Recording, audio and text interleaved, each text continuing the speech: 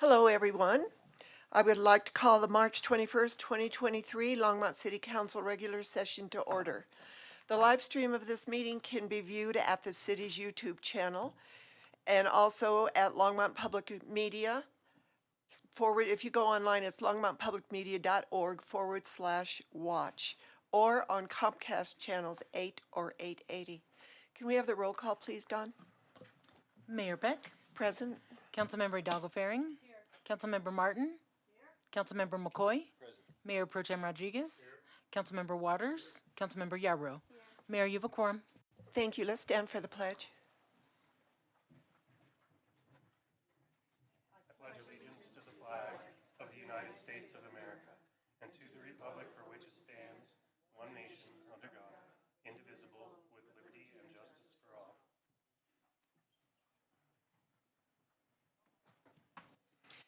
As a reminder to the public, anyone wishing to speak at first call public invited to be heard will need to add his or her name to the list outside the council chambers. Only those on the list will be invited to speak at the first call public invited to be heard. Speakers who do not place their names on the list will have the opportunity to speak during the final call public invited to be heard. Anyone wishing to speak on second reading or public hearing items are asked to add their name to the speaker list for each particular item. Each speaker is limited to 3 minutes, and we would like you to state your name and address. So we are now moving on to the approval of the minutes. We have the March 7th, 2023 regular session minutes to approve. Can I have a motion, please? I move approval of the minutes. Is there any discussion? Seeing none, let's vote. That motion was made by Councilor Hidalgo-Faring, seconded by Councilor McCoy. And that carried unanimously. Thank you. We don't have any special reports or presentations tonight, so we're going to go right on to the public invited to be heard, first call. The first person on the list is Cher Matthews. And remember to state your name and address, and you have 3 minutes, Cher. What? Oh. Cher. Chair Matthews, 1041 Champion Circle. Can I interrupt you for just a moment? I missed on the agenda items that we need to do the city manager's report first. No, just sit in one of the front seats. We'll call you up. Mayor, I normally don't have something here, but I do tonight. You all know that the city's taken positions in terms of oil and gas and the impacts that it has on our community. And today, a legislative bill that proposes to reform oil and gas force pooling has been introduced. It's been assigned to the Senate and Ag and Natural Resources, but it's not on the calendar yet. And the reason why I'm bringing this up tonight is because we don't have a meeting next week, and we have a meeting on the 4th. And so, in case it gets calendared before the next council meeting, wanted to get some direction on this from the city council. Basically, what the bill looks at is reforming force pooling to reflect, as they indicate, modern conditions, and that it's requiring operators to have an approved force pooling application from COGCC before drilling and fracking the pooled minerals. They currently don't have to have that. It also allows individual mineral owners who do not want to be pooled to argue that position to the COGCC. It eliminates the statutory penalty for non-consenting mineral owners. And this is the important piece. It excludes minerals owned by local governments and school districts from force pooling. Those governmental units have the statutory and constitutional duties to manage their finances and their property, and they're arguing that it's infringed upon by force pooling. Local governments and school districts may still voluntarily lease minerals if they choose, but it doesn't put us into that force pooling piece.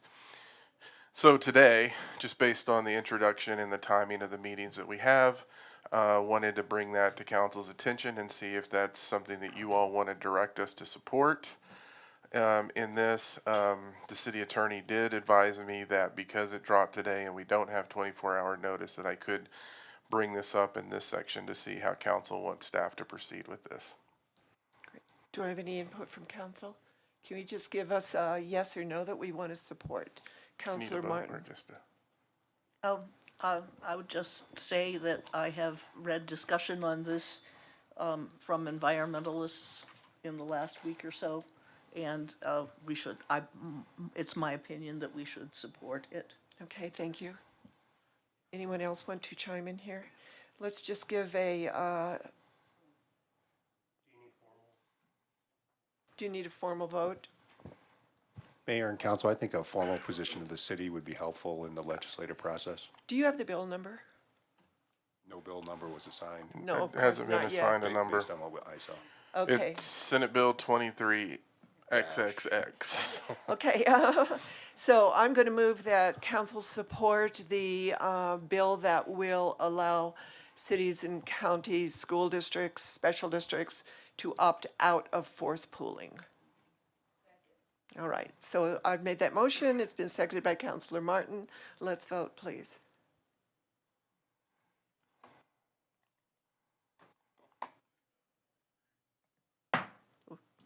There you go. Carried unanimously. And I'm going to be testifying in support of this bill. So now, Cher, thank you so much for waiting. Was that the end of your, okay. Okay. 1041 Champion Circle, and I'd like to address some of my concerns about the proposed project of putting the 57 townhouses on the property of 8513 St. Vrain Road. First of all, that's a very narrow sliver of property. It doesn't have access of its own to come and go, so all of the cars and trucks are going to be funneled into Champion Greens. That's going to be a lot of extra traffic. There's going to be a lot of extra noise pollution, light pollution, and the other thing that we object to is, right now, when we look west, we see trees, we see blue skies.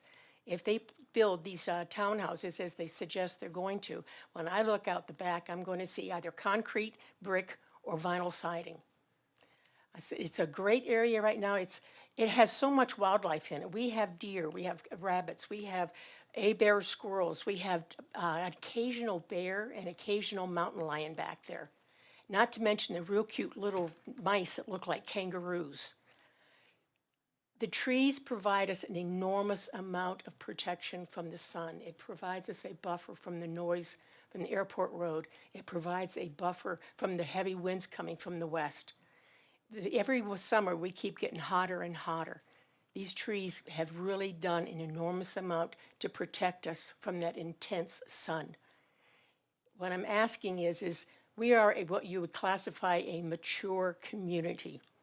Many of the people in Champion Greens have lived here all their lives, buying houses when they were young, buying bigger houses as their family grew, all the time paying taxes, respecting the needs of the city, supporting the city. So what my request is very simple. When you take into consideration whether to approve this project, please take in consideration and start returning back some of that consideration and respect, and think about, you've got thousands and thousands of new developments going on, new living quarters, 57 townhouses back there in that small sliver of property. It leaves it really worth the cost that it's going to create. So what I'm asking, when you consider this, the respect and the consideration and the support we've given you all these years, I'd like to ask you to turn around and give some back to us when you're considering this. Thank you very much. Thank you, Cher. Jack Soki?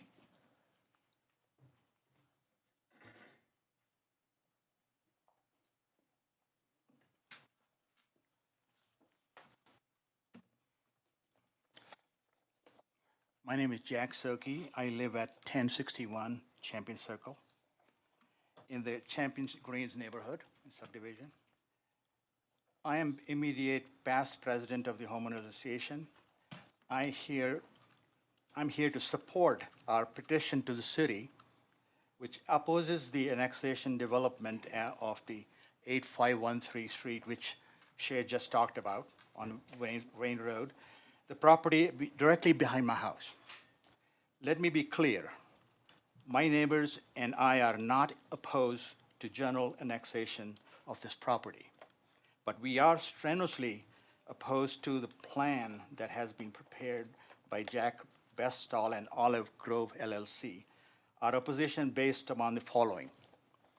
The rezoning of our neighborhood from the single-family residential to RMN, or residential mixed neighborhood in 2018 was not sufficiently communicated to the neighborhood or to the wider real estate community. Homes were still being advertised as a single-family residential until very recently.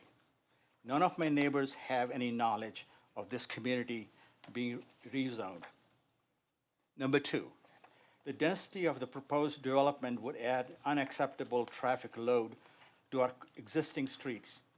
We are a community of 88 houses, adding 57 townhouses with all traffic routed through our neighborhood would create at least 65% or more in traffic increase with resulting safety concerns.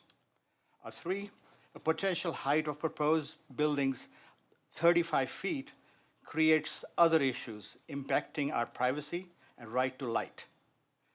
It would leave our west side homes in deep shade from 3 p.m. until sundown. We have a sun simulation which demonstrates this effect. The envisioned Longmont document states the new development should harmonize our existing properties.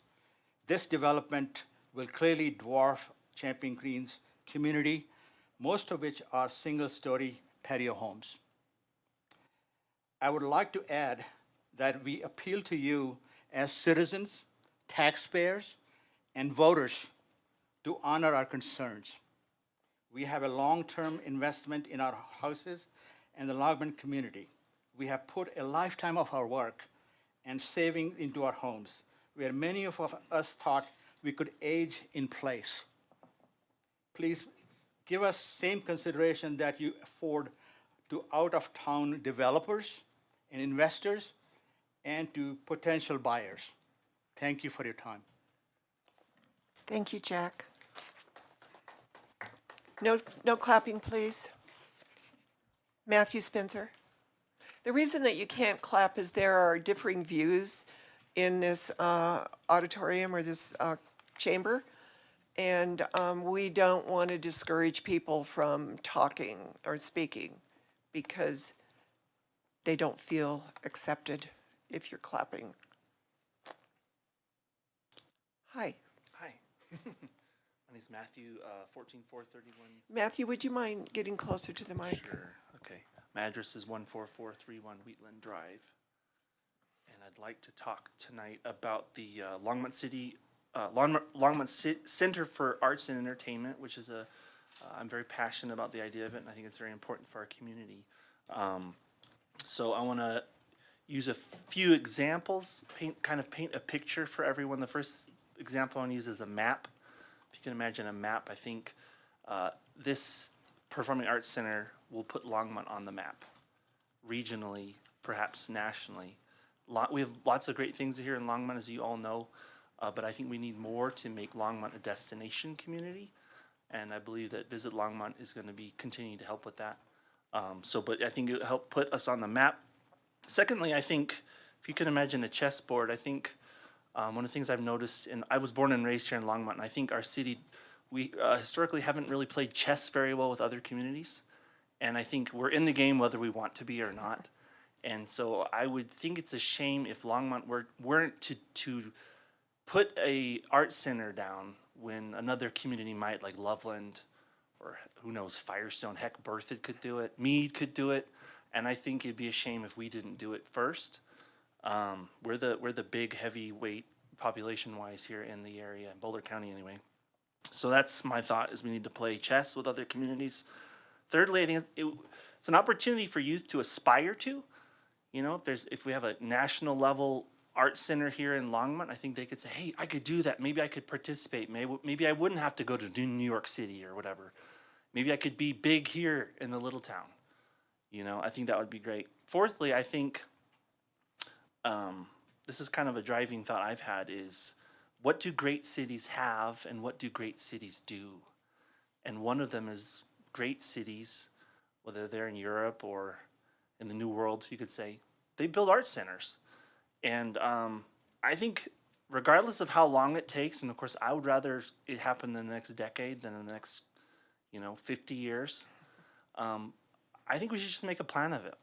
However long it takes, let's as a community say, we're gonna build a performing arts center that can compete with perhaps Denver or other places. Why not? Why not Longmont? So those are my 4 thoughts. Let's just make a plan out of it. So I'm definitely in favor of getting this on the ballot, and I hope that we can mobilize the community to get behind voting for that. My final thought is a separate thought, and I'm kind of wondering, it's kind of a question for the council, is how come we don't fly our flag? Longmont has a flag. Are we not proud of the flag that we have? And if we are not proud of it, because it's not outside the Civic Center, please correct me if I'm wrong. Let's do a different flag. I would suggest let's just slap the new logo on a flag and hoist it and be proud of our city. Just a thought. Thank you so much. Thank you for all you do. Thank you. Jeffrey Woodward.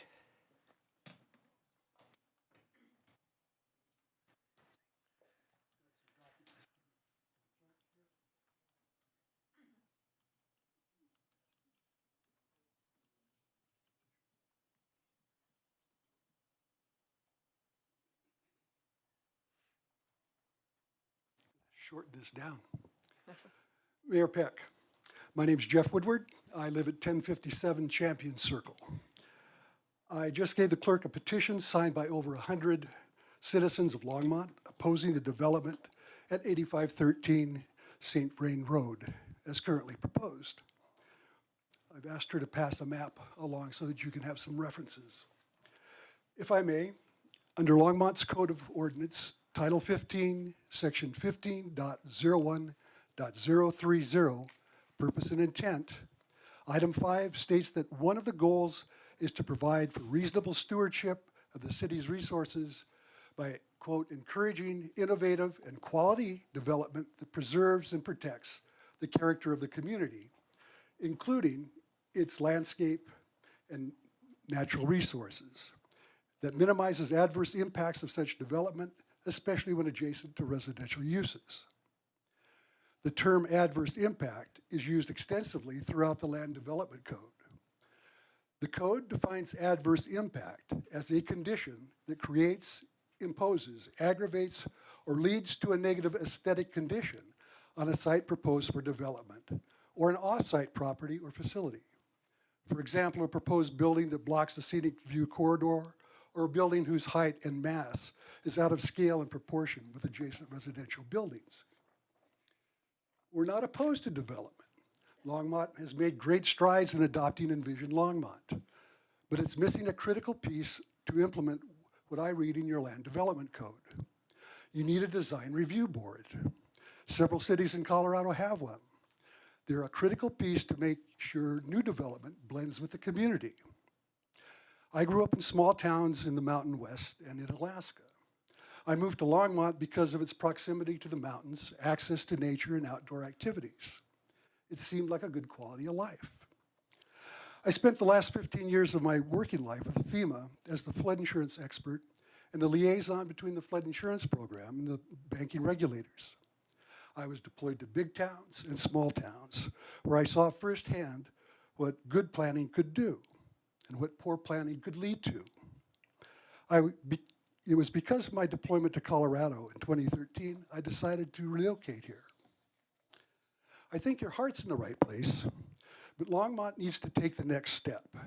You need that piece that not only reviews a project for compliance with the version of the International Building Code that the city has adopted, but you also need something that complies with Envision Longmont, which is to preserve and protect existing neighborhoods and the character of the community, to make sure new development adds to, rather than detracts from, the character of the community. I'm submitting this petition from over 100 citizens of the area adversely impacted by this proposed development. We strongly urge that this proposal for annexation and development be rejected as it currently is proposed. Thank you. Thank you. Mariah Sullivan.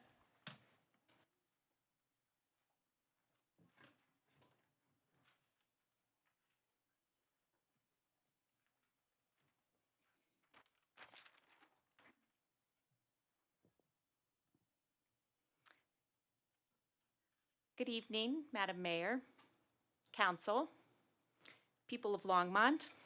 I am Mariah Sullivan, the President of the Board of Directors of the Longmont Alliance for Arts and Entertainment. Mariah? I reside at Oh, okay, go ahead. 350 Lincoln Street in Longmont. My address tonight will request your vote in adding the Center for Arts and Entertainment to the November ballot. I have reviewed the public poll in the council packet undertaken by Magellan Strategies on behalf of the city. Thank you for requesting the feedback from our public. The polling shows the Center for Arts and Entertainment at the top of the pack for cultural facilities in Longmont.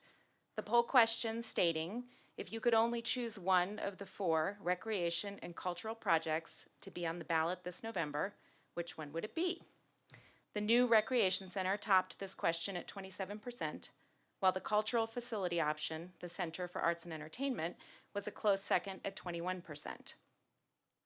All other options fell consistently below 16%.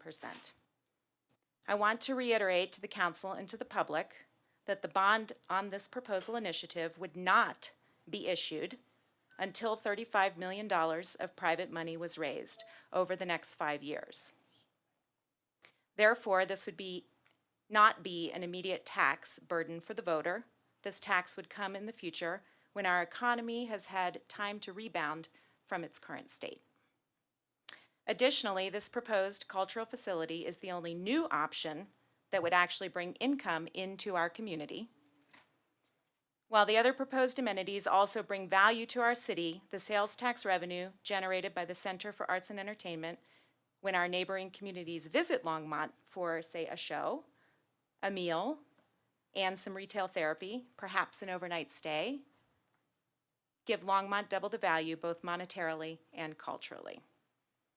Having a place where the Longmont and surrounding area communities can experience the performing arts from other genres or areas of the world is incredibly progressive and would only enrich our community through an increased tax base, stronger social networks, and community cohesion, reduced health risks, higher empathy, and more community pride. Council members, when the choice comes to you, please vote to put the Longmont Center for Arts and Entertainment on this fall's ballot. Thank you for your time. Thank you, Mariah. Ethan Ugren?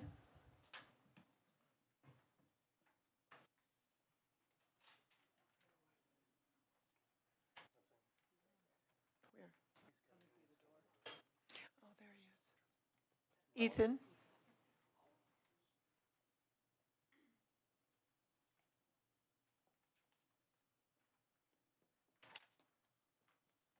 Good evening, Ethan Green, 930 Button Rock.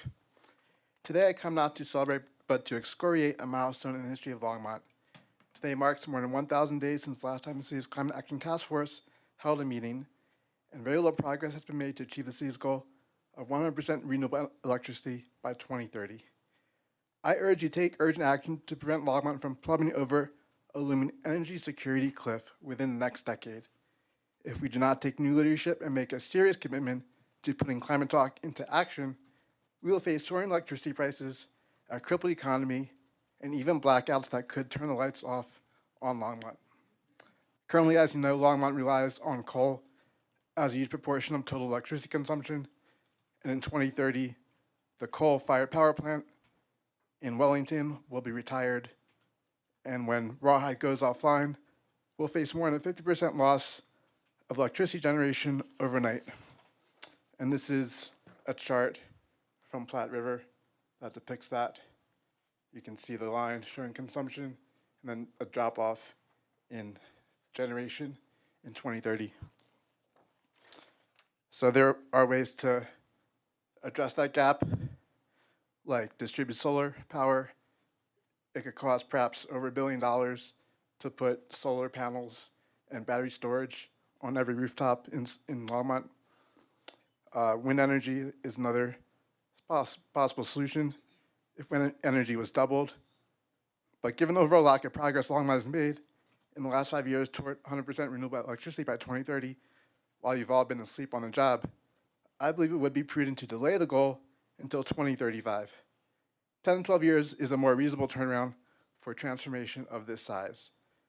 I urge City Council again to reconvene the defunct Climate Action Task Force, who have not held a meeting now for over 1,000 days, 1,012 days to be exact. It's time for Longmont to get serious about managing a responsible energy transition. If you lack the political will to do so, then aggressive plans to eliminate carbon-based electricity by 2030 should be put on hold indefinitely, or else the lights will go off on Longmont. I hope we do not choose that path. In conclusion, I implore you to take action to prevent Longmont from careening off the energy cliff. You can't just make speeches and pass declarations, but must actually roll up your sleeves and get to work and provide the funding and the will to actually provide renewable electricity if that is your goal. Bullet points and thought bubbles in PowerPoint presentations do not turn the lights on. It's time to get serious about managing a responsible energy transition and take the necessary steps to ensure Longmont's sustainable energy future. Thank you. Thank you, Ethan. Gary Hodges?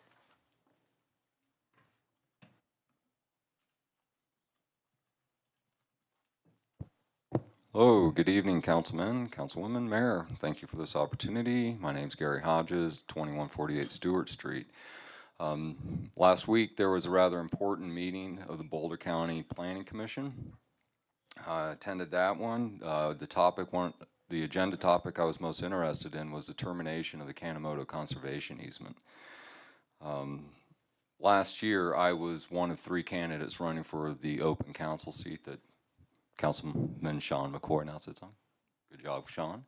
And early in my campaign, the issue of the Kanemoto easement came to my attention. And last year was my first time I ever ran for public office, but I can't imagine a gift like that dropping into a candidate's lap that many political candidates experience, where it's an issue that they can get behind, their values, morals align with it, and seems it has almost 100% support of all the people that might be voting for you. So spoke about it often during the campaign. It came up during the forums, came up while I was knocking on doors, talked about it with a lot of people knocking on doors, interviews, etc.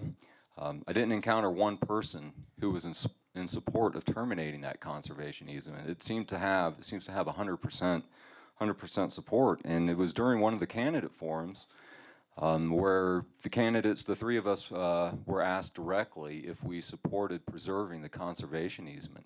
And in fact, all 3 of the candidates did come out strongly in support of preserving that conservation easement. So it was, I'd been working with people that live in Clover Creek, and I went to them, emailed them all after that meeting, and I said, hey, look, who knows? I don't know who's going to win this election, but I just want you all to know that all 3 of the candidates are in support of this conservation easement, so you should at least feel good about that whoever wins running is in support of that. So at the meeting last week with the Planning Commission, at the end of it, I thought, he said something, I reviewed it again this afternoon, and I thought it was just so dishonest. Well, one of the commissioners said that, well, I would like to support the people that aren't here that might live in the high-density development there, that aren't here to speak, that they don't even know that are going to live there. And I was just thinking to myself, good grief. I mean, if we built a 20-story apartment complex on the shores of Boulder Reservoir, do you think people would live there? I mean, of course they would. But to use that as an excuse, there were about 15 people that spoke on this subject, people that came to that meeting. And there was only one person. That's actually the first time I encountered someone other than the developer that was in support of terminating the conservation easement. And based on who they were, I'd say I'm not even sure they lived in Longmont. So we've got to draw the line somewhere, and I just want to encourage all of you, because it's coming to your table. I guess you all know this, and that's what the commission said. They said terminate it, leave it up to Longmont to annex, and so I encourage you all to vote no on that. Thank you. Thank you, Gary. Cimarron? I can't read his last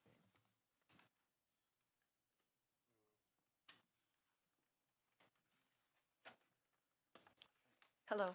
Hello, my name's Cimarron. My name's Cimarron Kanake. Kanake. I live at 136 South Main Street, Longmont, Colorado, 80501. Mayor and City Council, I'm here to address some concerns with item 12C On the agenda today, as long as I've known my parents, we have supported the arts and Longmont Symphony Orchestra. I have some concerns of the Performing Arts Center. If the location is directly north of our address on Main Street, we live in a house still on its original foundation of Burlington Village, pre-Longmont. It also has the oldest known land patent in Colorado.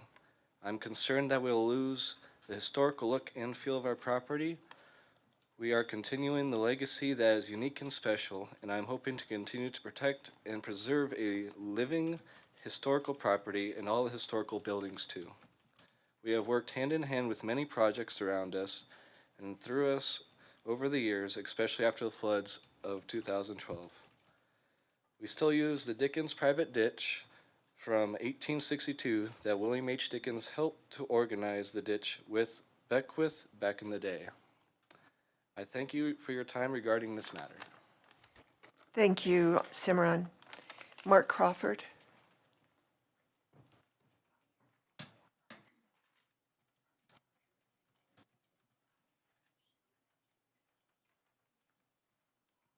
Mayor Peck and council members. My name is Mark Crawford, residing at 327 South Parkside, and I'm here to voice my support for the initiative to build the Longmont Center for Arts and Entertainment. I am a freelance film composer and a proud Longmont resident. Most recently, I wrote the music for the Netflix Emmy Award-winning documentary, The Social Dilemma, as well as additional music for Chasing Coral and Chasing Ice. Living in Longmont and building my career as a quote-unquote Hollywood film composer has not been an easy path, but what has inspired me the most along the way is I've been able to follow my dreams while living in the city that I love and working with the incredible talent who live in the area. I'm speaking today in support of the proposed ballot measure to build the new Longmont Center for Arts and Entertainment. And I could go on and on about the importance of music, art, and expression in our society, but it doesn't take long to see the opportunities that Longmont loses out on if we don't have the infrastructure in place to support artistic entrepreneurs. As a personal example, while I've been able to record most of my smaller scores here in town at Wind Over the Earth just down the street, I typically have to outsource the recording of larger ensembles to places like LA, or in my most recent case, Vienna, Austria, due to space. If I want to hear contemporary film music from today's top film composers being played live, I have to fly to LA. Or if we want to hear bigger acts and bands play in Colorado, we have to drive to DCPA or Red Rocks. And one of the reasons why I didn't move to LA is because I really hate driving. If you think about the number of art attractions outside of Longmont that citizens from this town and surrounding areas drive to that could be hosted here in Longmont, it's staggering how much business we're missing out on. This measure is not just about building a physical space where we can celebrate music, film, dance, and theater. It's about helping an already budding arts and cultural ecosystem blossom into a source of levity, hope, and inspiration for generations to come. Thank you. Thank you, Mark. Larissa Rhodes.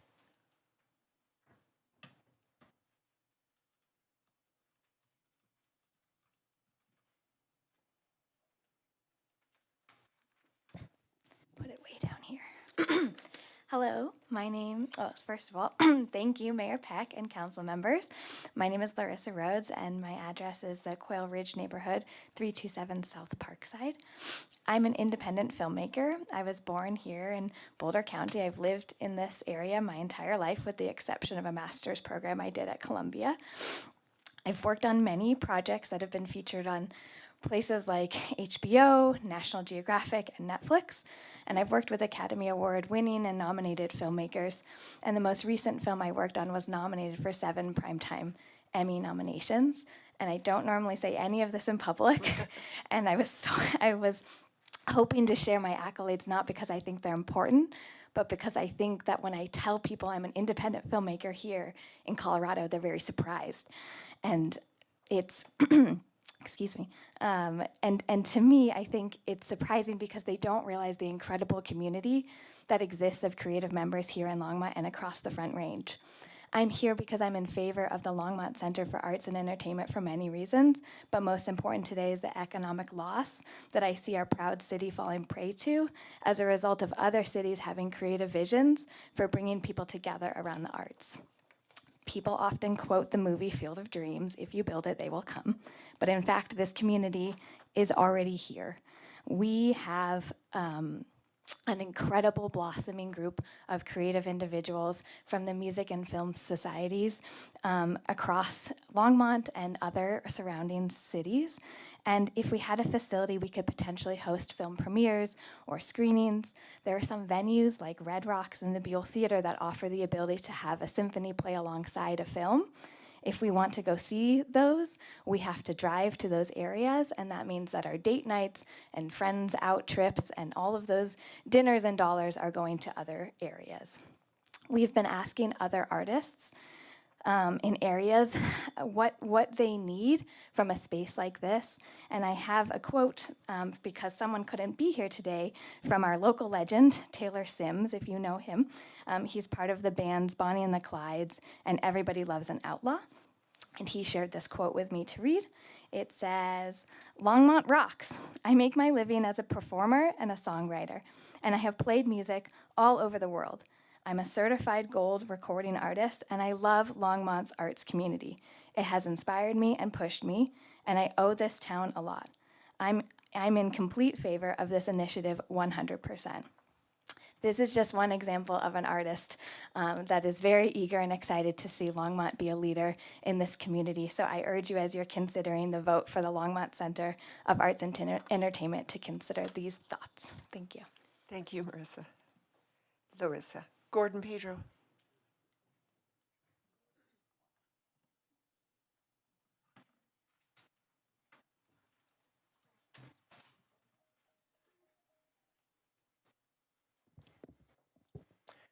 Mayor and City Council, good evening. I'm Gordon Pedro, 2639 Falcon Drive. Approximately 4 years ago, the City Council was discussing placing before the voters a bond issue and tax increase for new recreation facilities. Since 4 of the current council members were engaged in those discussions, this may seem like old hat. 4 years ago, I was one of the several residents advocating for a new recreation center similar to the one at Quail Campus. I'm hoping for a better outcome this year in 2019. You will recall than we had in 2019. You will recall that instead of placing a new expanded recreation center before the voters, a majority of the City Council went big and placed a competitive aquatic center and an ice rink before the voters.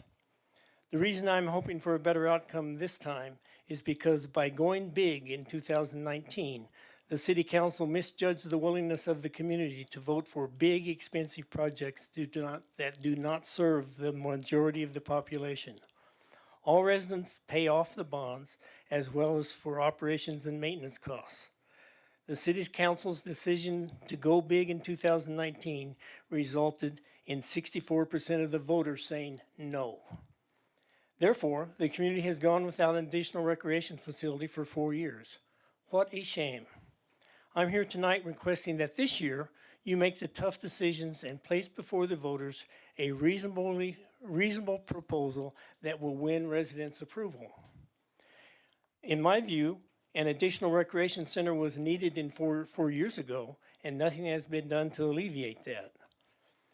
For many months, I've watched most council members express with dismay their belief that the library is too small for 100,000 residents. This despite the fact that the library is at or near the top of every citizen satisfaction survey conducted in the last 10 years. It is my belief that if you place more than these 2 facilities before the voters, they will all fail, and that will be a double shame. Finally, I'm hoping to hear tonight of how the arts and entertainment question is considered apples to apples with the other projects' questions in the survey. The total cost of this project is $104 million, but the question only shows $45 million in city bonding authority, $35 million raised by a partner group, and a gap of $24 million to be made up from other funding sources. What are those other funding sources? Do they exist now? To me, this is a misleading question, and I hope that Magellan Strategies can explain this issue tonight. Thank you. Thank you, Gordon. Marta Loachmin.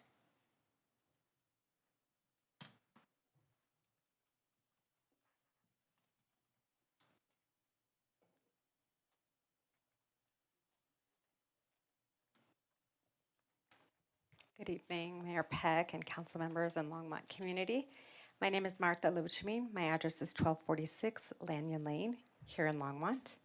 And I'm here as a resident, a longtime resident of Longmont, but also as an elected official, representing District 2 of the Boulder County Board of County Commissioners and representing Longmont as one of my portions of the district. I've stopped by towns and cities over the last 5 years when I began running for office to share my interest in representing our community. I've stopped by to present issues, concerns, and opportunities, most recently in the fall of 2022, at the end of the summer, when we were looking at and asking for support around our region for 3 ballot measures on wildfire mitigation, emergency services, and an extension of the transportation tax that serves all of our county residents. At Boulder County, we have a few upcoming opportunities for participation, and so I want to make sure Longmont residents are included, represented, and also have an opportunity to be invited as I continue my work. In January, I invited a group of Casey Middle School AVID students to join me in the hearing room and to talk about women in leadership and ask their questions. And they went through the same similar public process. One of the things that was really important to me when I started was to change the process that doesn't require community members to state their physical address, because we heard a lot of fear, a lot of concerns about safety, and a lot of trepidation, but you talked about already tonight, some people just didn't feel supported but also felt in danger. And so we went through that process, and they got to tell the name, the city or town that they reside in, and shared their comment, idea, and question. And it was a powerful experience to literally open doors to youth in our county, to show our public process and welcome students to be a part of it all. How could we invite some Longmont students over to the county courthouse on Pearl? Last fall, voters around the county approved the emergency services ballot measure, and after leading that campaign, I am now leading that with our Boulder County Sheriff Curtis Johnson in creating a long-term advisory committee for that tax funding source. How can we get Longmont residents who have interest in emergency services, trails, and wildland firefighting work to be able to join this committee? I lead the consortium of cities, which is a group of regional elected officials throughout the entire county, including Broomfield City and County. Last year, we touched on a variety of topics, including livable wage, sustainability, gun violence prevention, and other topics. Longmont has a representative, your city council has a representative, but how could we make sure that our Longmont residents know about that important work and are included in those conversations? I'm working right now on our funding of the Metro Area Football District. We received about $303,000 at the county, and I'm creating also that public process, which will be a short term with less funding, but also want to make sure that Longmont residents, agencies, youth activity groups have an opportunity.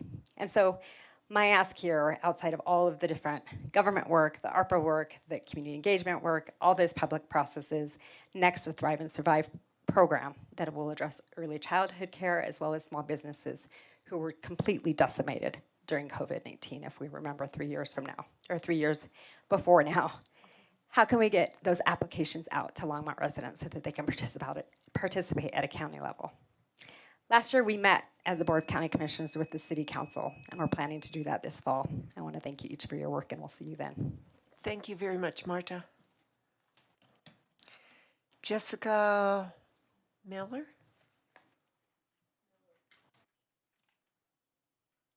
Is Jessica Miller here?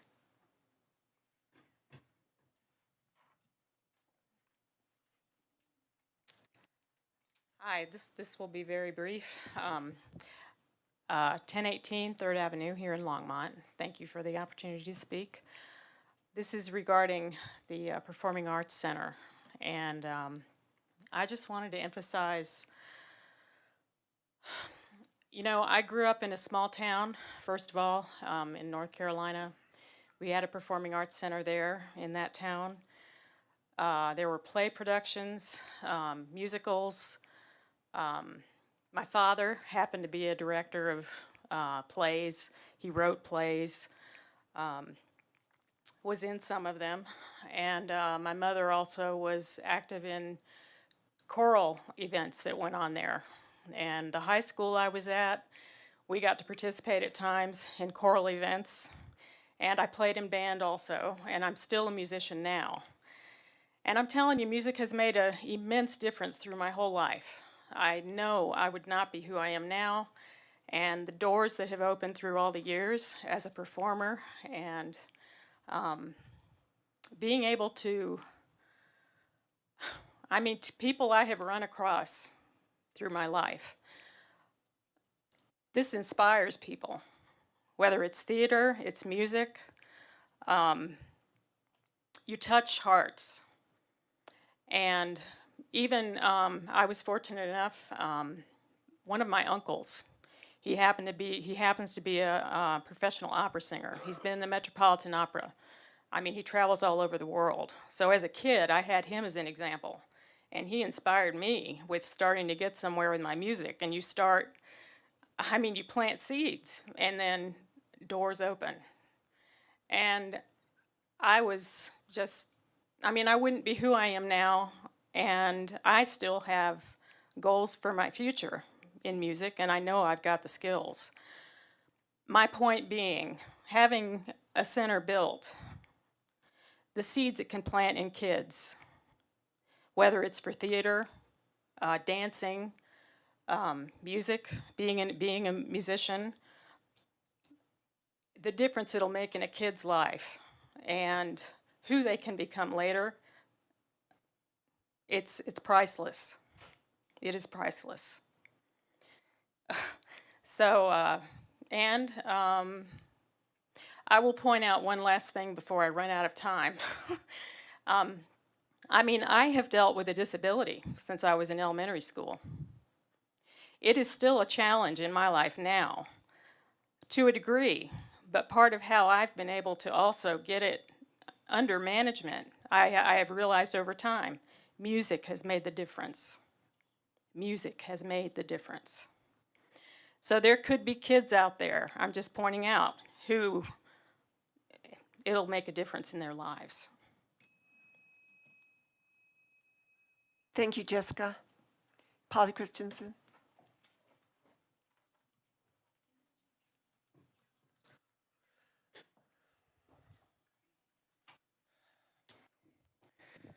Mayor and City Council members.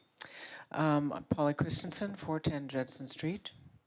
I'm far less inspirational than the previous speaker, but I'm coming to speak to you about item 9H R202326 about the petition for annexing 150 Francis Street. I realize that you are just trying to determine whether it meets the revised statute 3112, but to me, we need to take more time with this. I objected to it when I was on City Council to this annexation because, number one, it makes the street adjacent to the city adjacent to the property, city property, which will likely be paved. No one on that street wants it paved. They moved there to be out, to have a certain amount of freedom, and that's what they would like to preserve. So I consider this a taking by one landlord who owns the property and lives in New York City, and he's taking away the right for the people who also live on that street to live the way they want.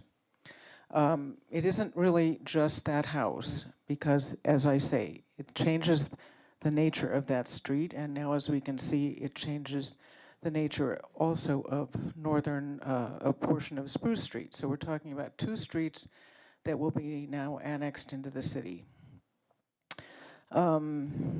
It rezones it automatically from suburban residential into mixed-use residential, which includes commercial. That was not something that anyone in the adjacent properties had a choice about. That's simply what will happen if this is approved.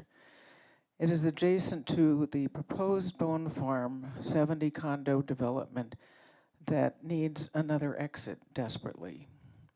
That means that if that property owner in New York City wants to, he can sell it to them and demo the building and turn that into a street, which connects very handily to the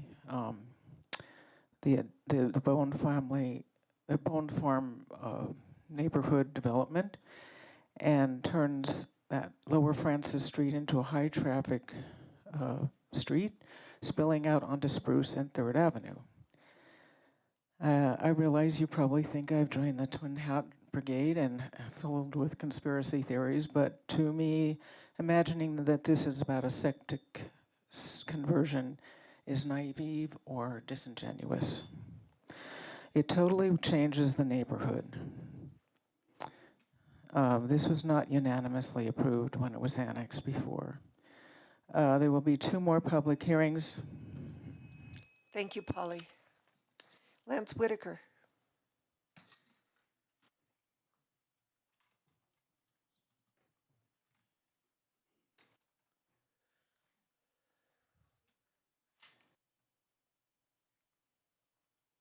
Mayor and City Council, once again, standing here, my name is Lance Whitaker, 1750 Collier Street, Longmont, Colorado. Been a long-term resident, over 40 years. I'm supporting House Bill 19-1230 for cannabis hospitality here in Longmont.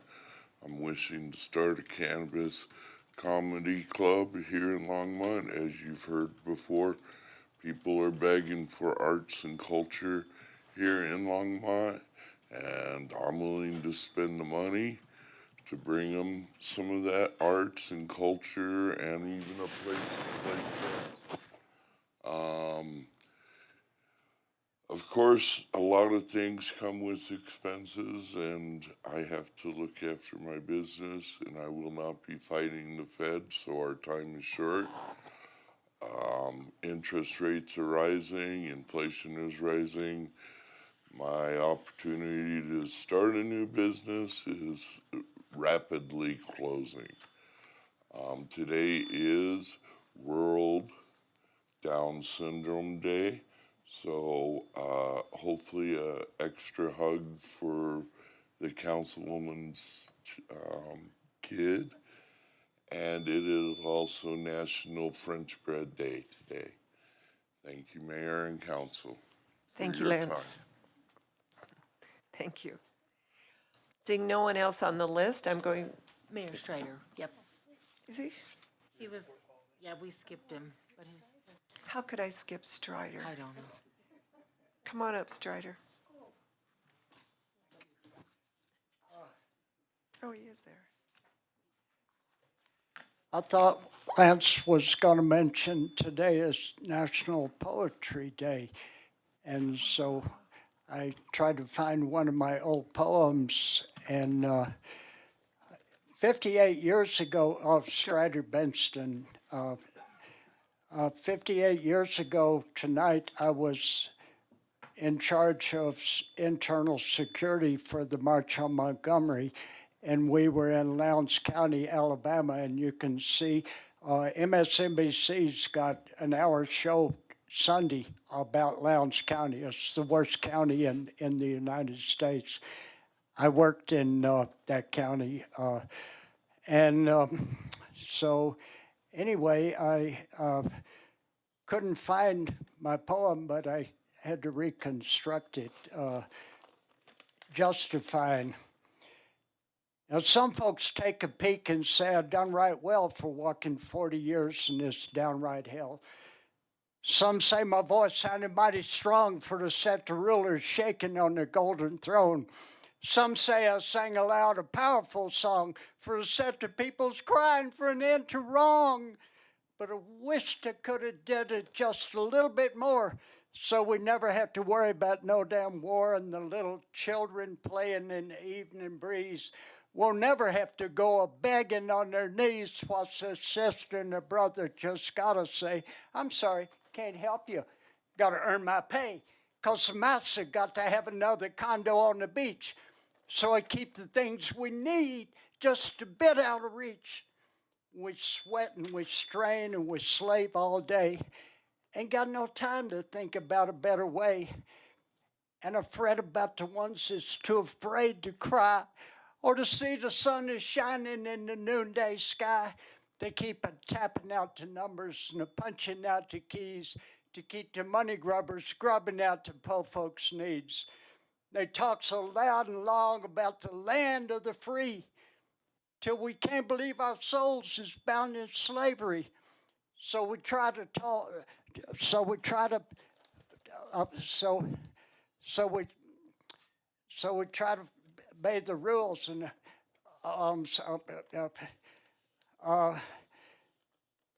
so we try to toe the line to follow all the rules. We even take instruction in the business schools, and they whoop us, and they trick us.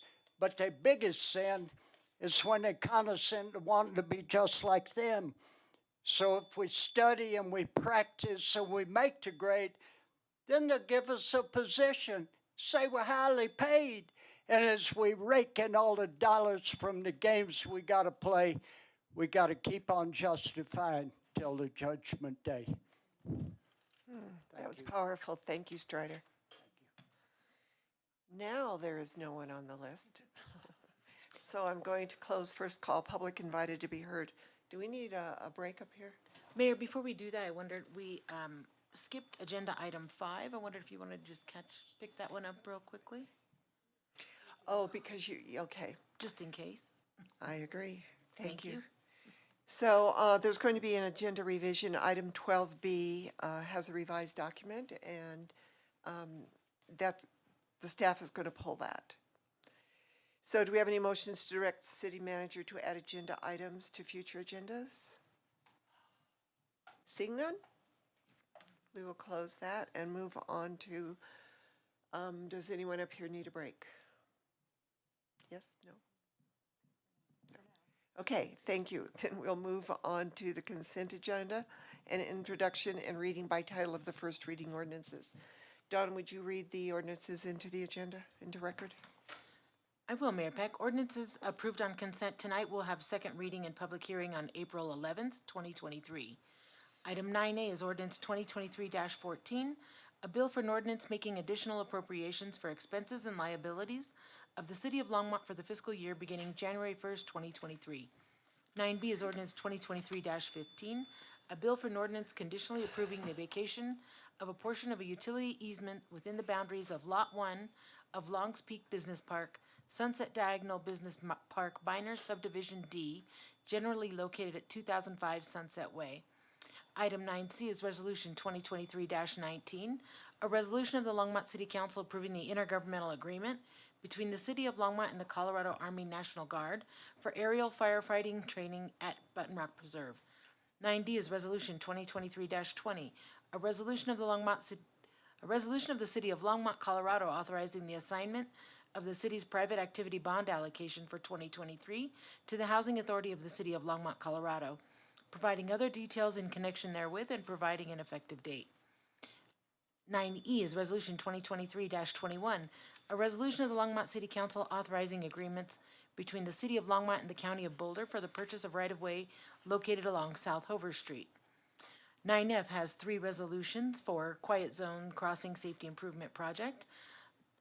9F1 is Resolution 2023-22, a resolution of the Longmont City Council approving the revocable license agreement between the City of Longmont and BNSF Railway Company for construction of crossing signal improvements at the intersection of 3rd Avenue and Atwood Street.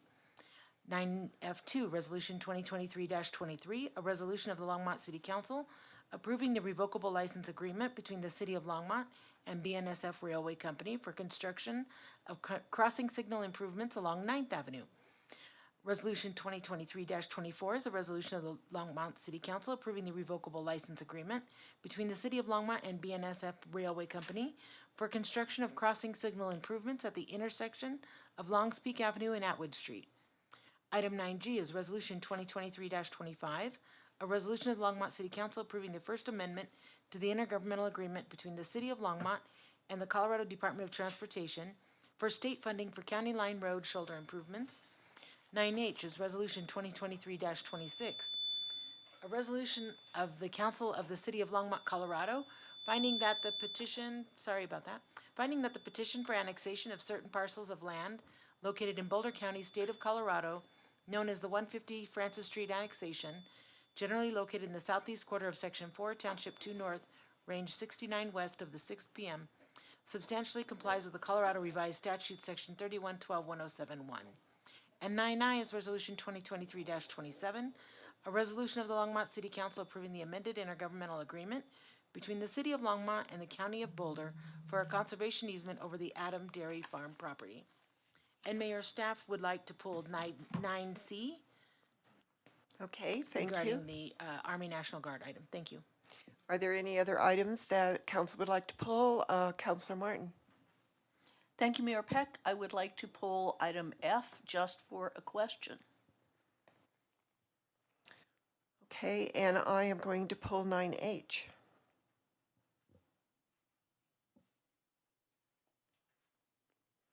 So I would like to move the consent agenda then, minus 9H, 9F, and C.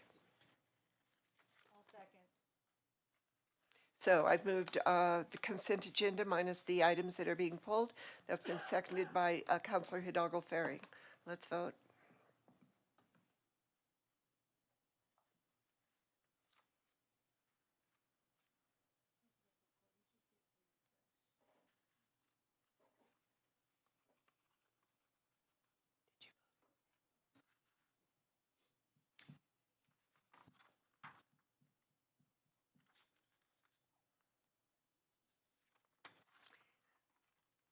And that passes unanimously. Thank you. We're now on ordinance on second reading and public hearings on any matter. The first one is a public hearing on consolidated annual performance report, which is called CAPER, for 2022 Community Development Block Grant CDBG and CDBG-CV COVID programs. Are there any questions from council on this item? Seeing none, I would like to open the public hearing on the consolidated annual performance report to the public. Is there anyone in the public that would like to talk on this item? Seeing none, I'll close the public hearing. Can I have a motion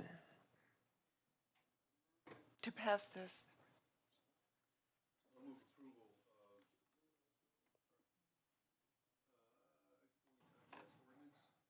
What are they?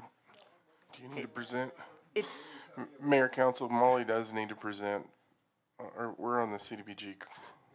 Oh, you have a presentation on Yes, this? because of the public hearing. Oh, okay. Hi, Molly. Hello, sorry about that. It didn't jump right up. Doesn't say There we go. Okay. Mayor and council, thank you. Molly O'Donnell.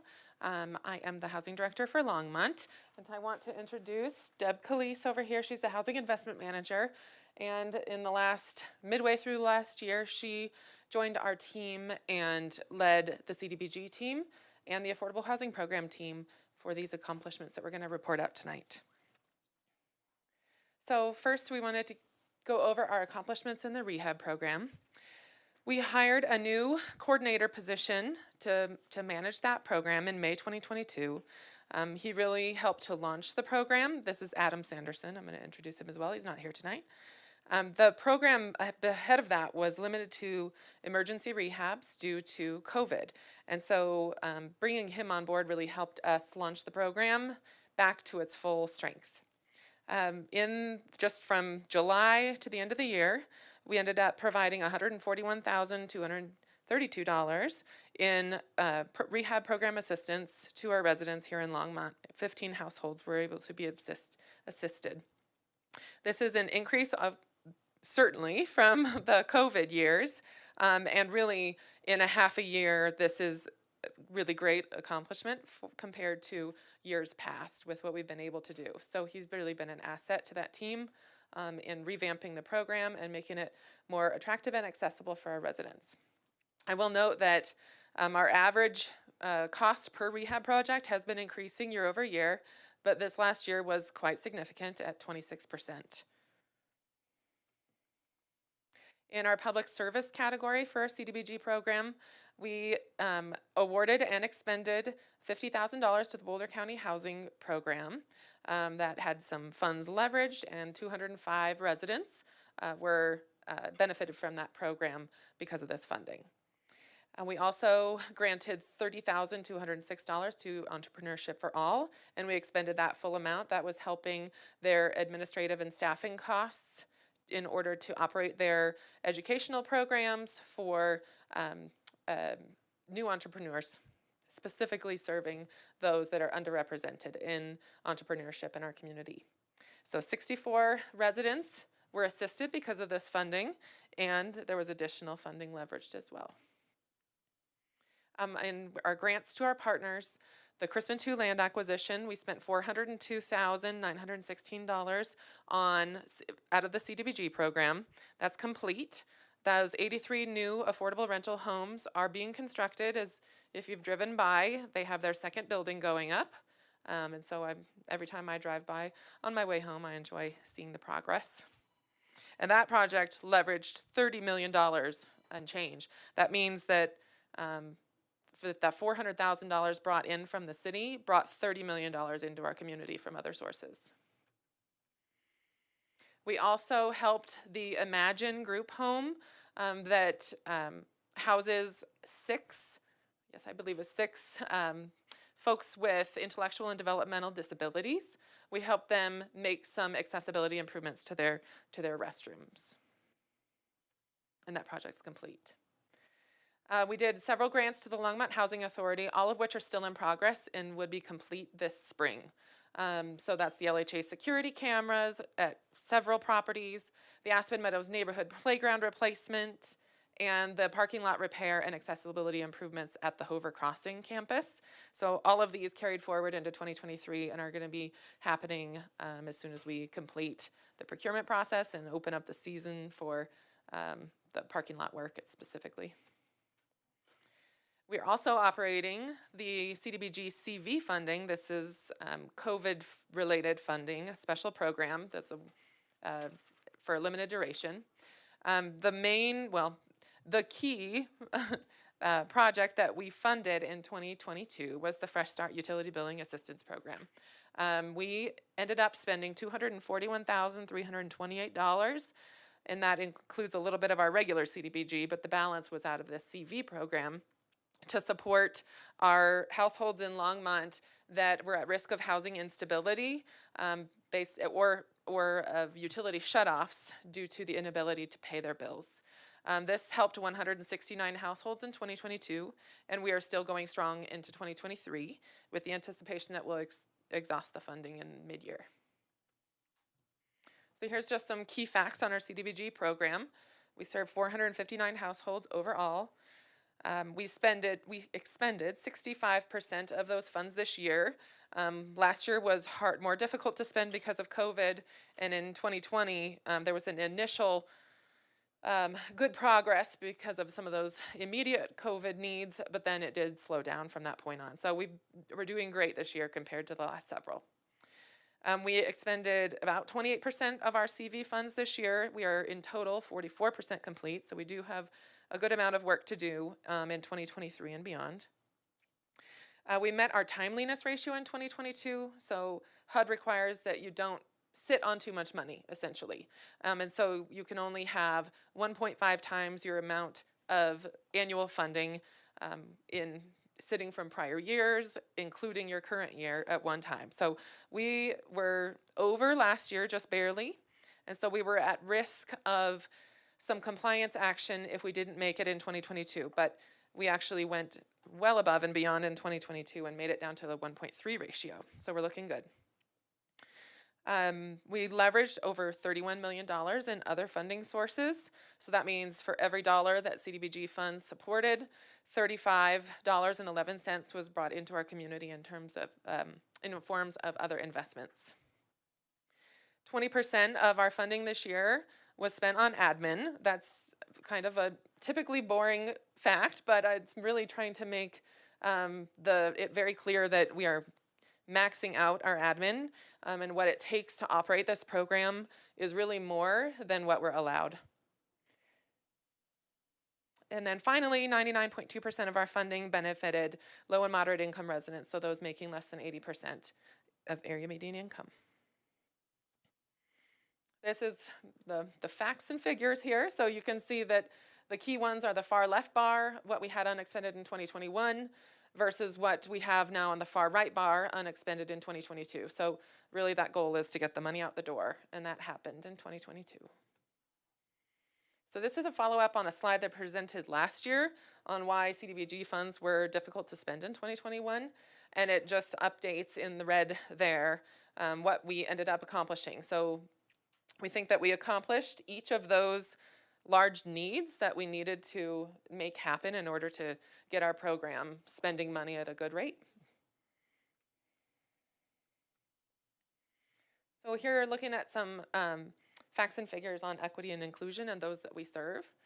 So I've already mentioned how many low and moderate income beneficiaries we served in 2022, but again, 99.2% of the 459 households were in that category. 53% of those were in the extremely low income category. 47% had female heads of households. 39% identify as Latina or Hispanic. 13% were disabled households. And those facts and figures are shown here. And then I wanted to dig in a little bit on our racial equity. So what you can see here is 2021 ACS data compared to those that were served with our CDBG program. And so in the right column, you can see whether we are serving more than what our Longmont population makeup is, or red means less. So we are matching or over-serving, and now over-serving isn't meant to be a negative connotation, but we are definitely serving more CDBG households than our representative population for the categories white, Black or African American, American Indian, Alaskan Native, and Native Hawaiian or other Pacific Islander. Oh, and Hispanic, Spanish-speaking families. That's not in our racial category, but we thought that it was important to highlight here. And then where we need to do better to meet our representative population is in the categories of Asian and other multi-race. But I would say that the percentages are not, there isn't a very significant disparity, but we can do some outreach to try and improve that. Moving to our affordable housing program. So the public hearing is specifically on the CDBG funding. This is what we're required to present on to you. But this is our annual report for our affordable housing program as well. So it's beneficial to include together. We are continuing to rehab the Adrian House is what we call it. It's a city-owned property. It's kind of a pilot project for us to see if we can use our resources to rehab housing that the city already owns and then have the LHA operate that. So this one was unique because it's a large house, which is really difficult to find in our rental market. And we have definitely some voucher holder families that are in need and looking. And so this was kind of our pilot project to see how this goes. We have spent $184,750 to date to rehab that house. It is a 100-year-old house, but it is 5 bedrooms. And so that's really unique in our community. For Crispin 2, we committed $600,000 and expended, I should say, $600,000 out of this fund. And that is, we've already reported on where that's going right now. For the Zinnia project, this is the permanent supportive housing project that will be over at the Sunset campus. We completed $509,212 in affordable housing fund assistance to get them through pre-development loans and get them to that tax credit award point in time. And then upcoming in May, we'll have the closing on those tax credits. So those will be repaid at that time. And construction's beginning in June. We provided $297,823 in fee offsets for 3 affordable rental developments that added 143 units to our stock.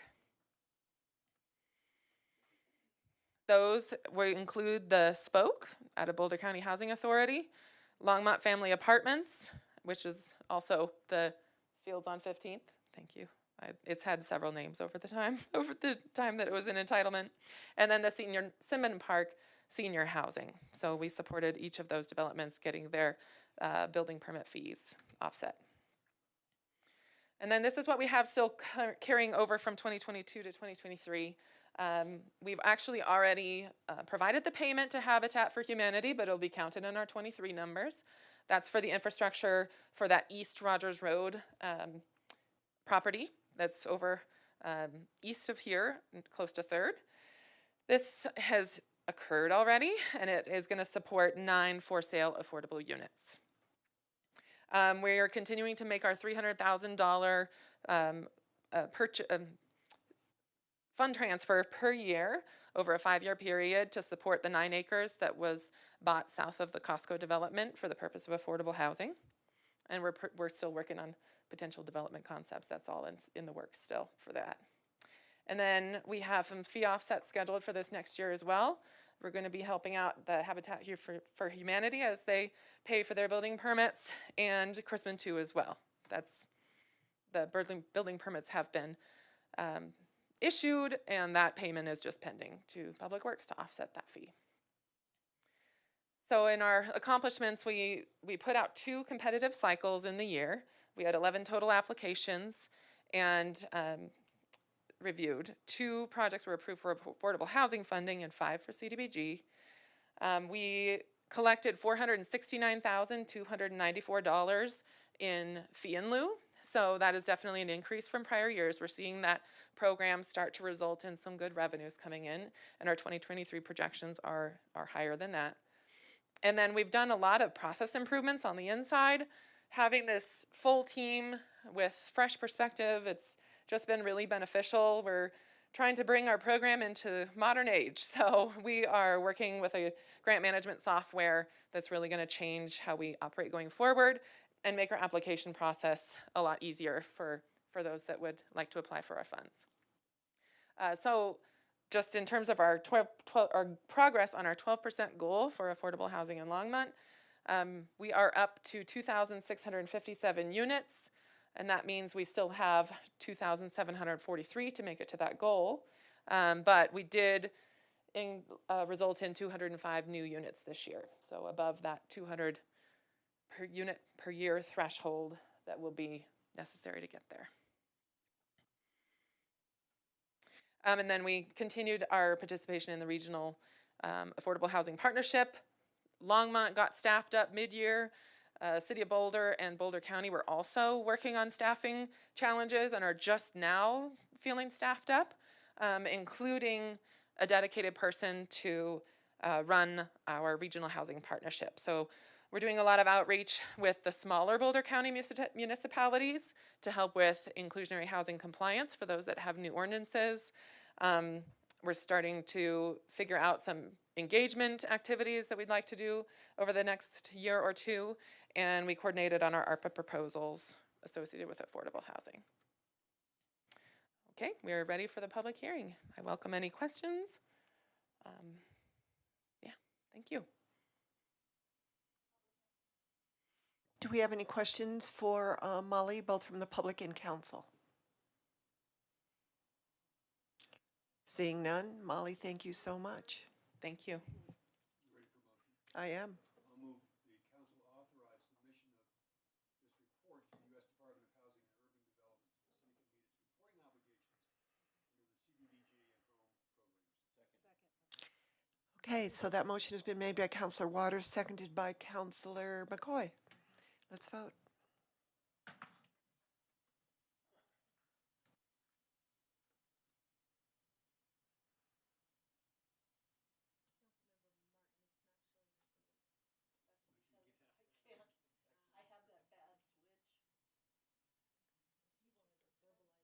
This is for, so she's in favor, so that passes unanimously. Thank you. The next one is an amendment to the Land Development Code, Section 15.02.080, regarding administrative modifications, and Section 15.05.120, regarding mixed-use and non-residential design standard amendments to include industrial building design standards. Are there any questions from council on this amendment? Seeing none, I'll open it up to the public. Is there anybody from the public that would like to address this amendment? Harold, do we have a presentation? No presentation. So can I have a motion then? Ordinance 2023-10. So it's been moved by Mayor Pro Tem Rodriguez, seconded by Councilor Martin. Let's vote.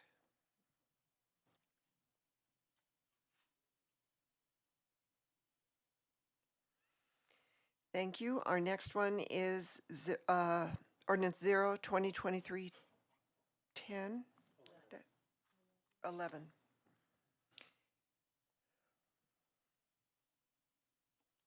So the one that we just passed was not 2023-10. Okay.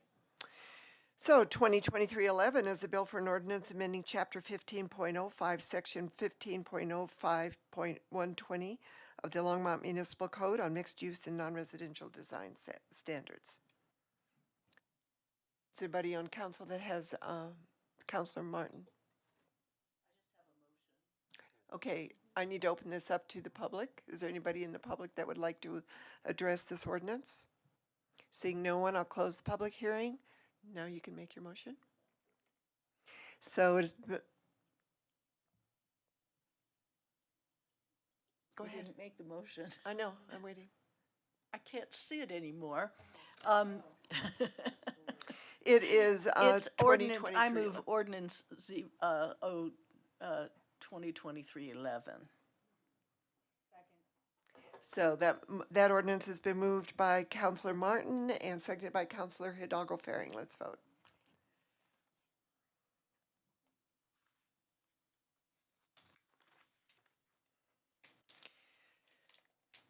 Ordinance 2023-12 is a bill for an ordinance authorizing the City of Longmont to lease the real property known as Vance Brand Municipal Airport Hangar Parcel H-1A, the premises, to Warren K. Rimple, the tenant. Are there any? I'm sorry, before we go, I just want to make sure that you read the result of 11, which Oh, that passed carried, unanimously. yeah, that passed unanimously. Thank you, Dawn. So are there any questions from council on ordinance 2023-12? Seeing none, I'll open it up to the public. Is there anybody in the public that would like to address ordinance 2023-12? Seeing no one, I'll close the public hearing. May I have a motion? Move ordinance 2023-12. Second.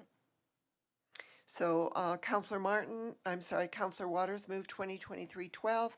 That's been seconded by Councilor Martin. Let's vote.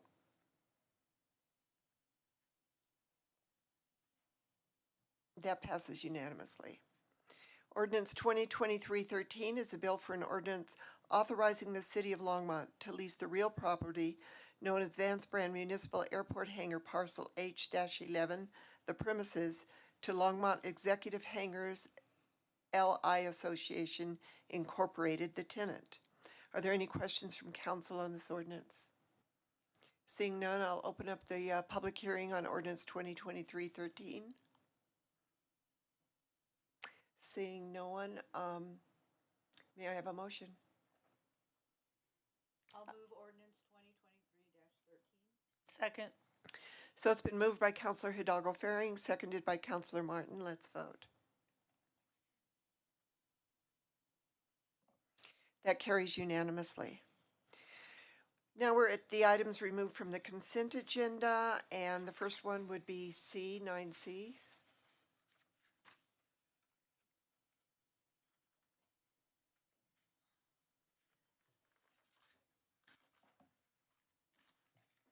Mayor and Council, David Bell, Director of Parks and Natural Resources.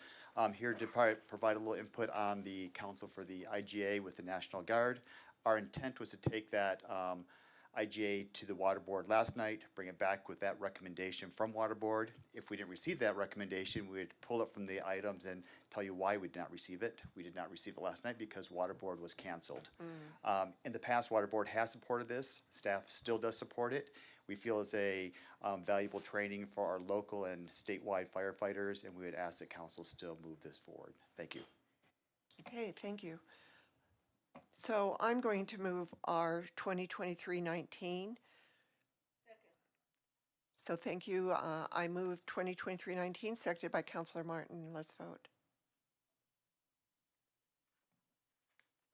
That passes unanimously.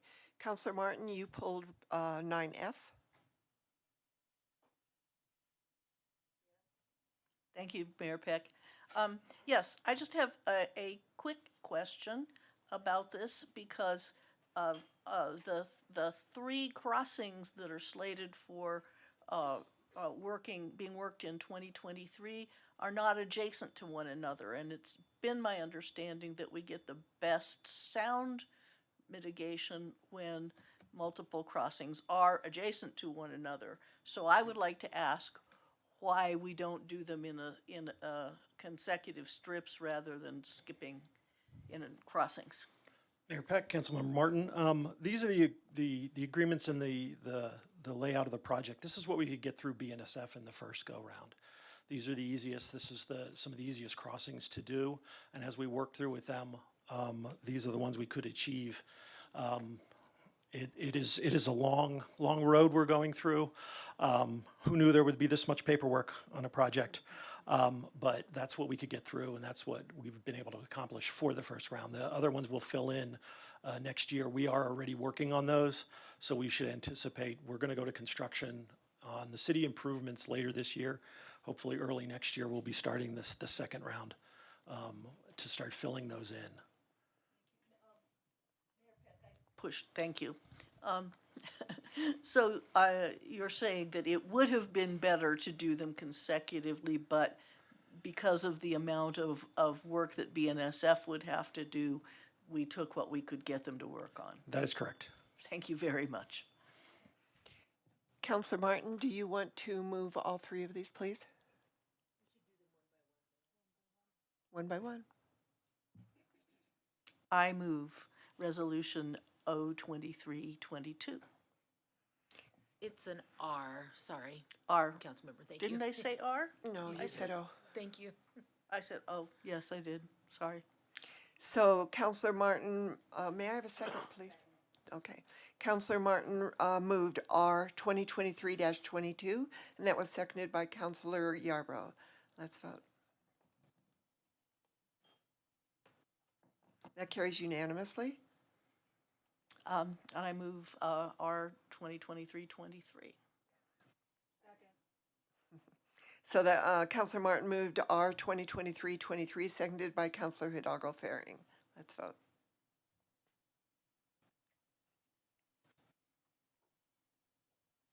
That passed unanimously. And finally, I move R 2023-24. I'll second that.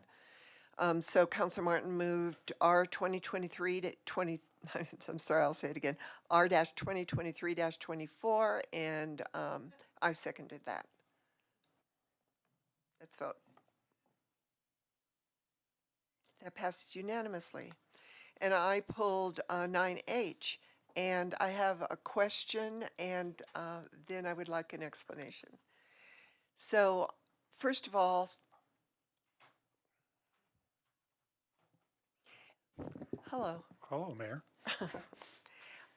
When we have an annexation, are the surrounding residences on that annexation, are they told about this agreement or the request for annexation?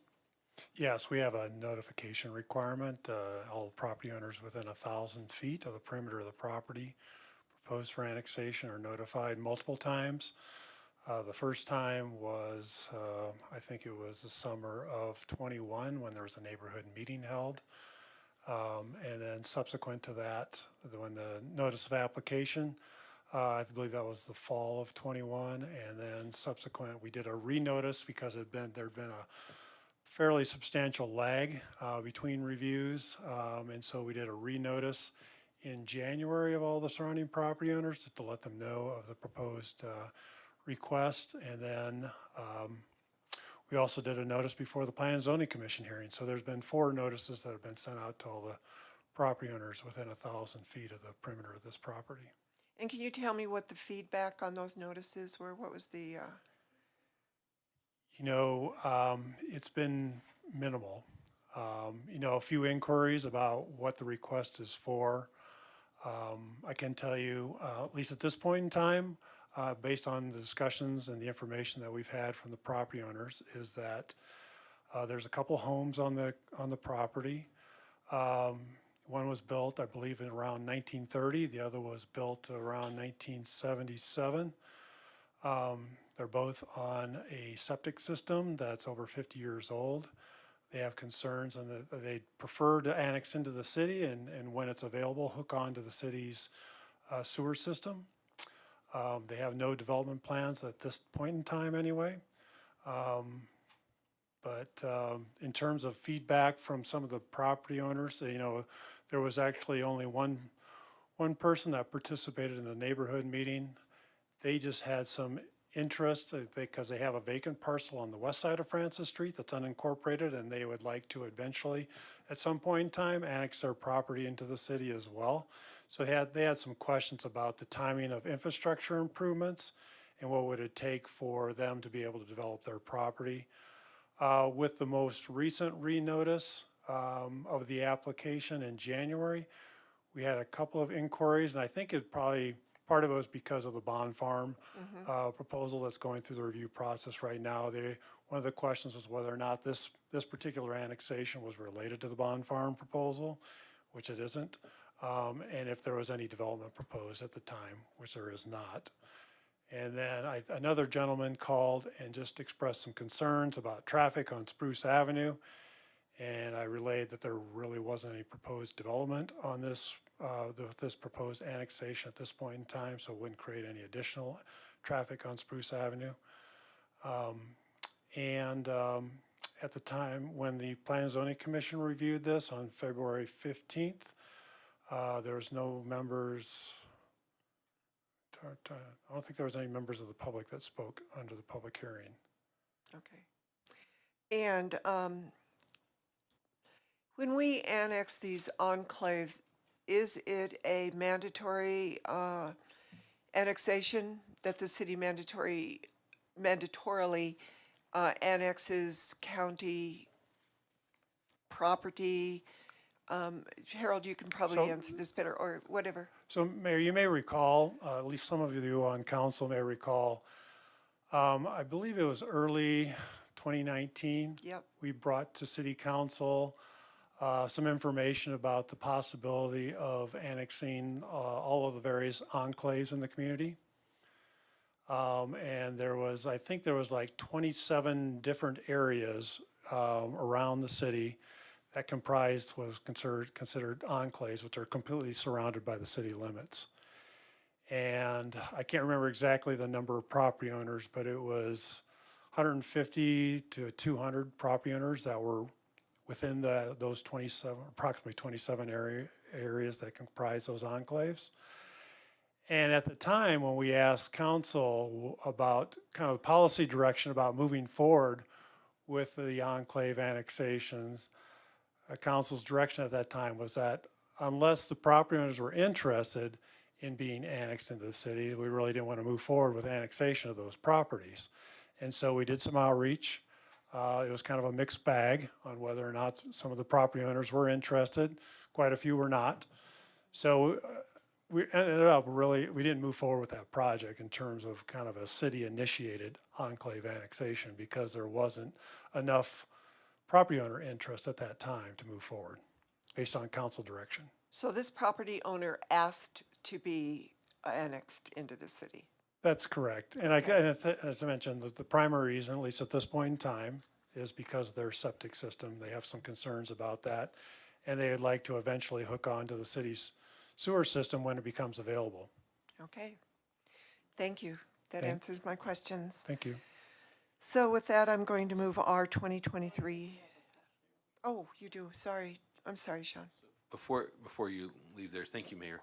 Before you leave, Brian, we had a member of the public that came forward talking about the potentiality of this opening up better access for a second way in or out for Bond Farm if that all goes through. Can you talk a little bit about that, if I understand what that member of the public is asking? Sure, Councilmember McCoy. There is a application in process on the property to the east on the Bond Farm, and it's going through a concept plan amendment process. Currently, development proposal shows 2 access points to Spruce Avenue, which would meet our transportation and emergency access requirements without necessarily having to have a connection through this particular property over to Francis Street. I believe currently on that concept plan amendment proposal that it's also showing, as you may recall, with the Bond Farm property, there was a small portion of the property that was reserved for a city neighborhood park, a small neighborhood park about, I believe it was like 0.85 acres.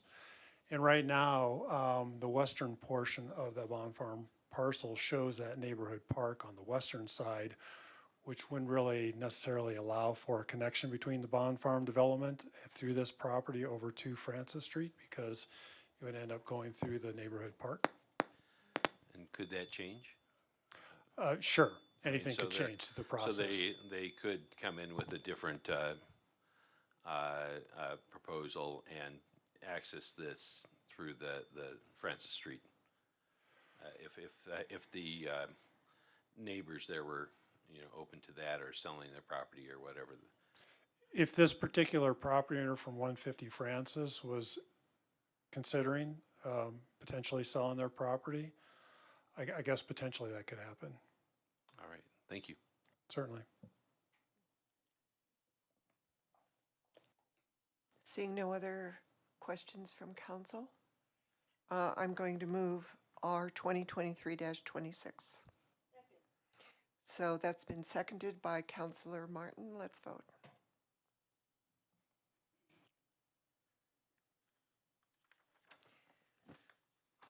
That passes unanimously.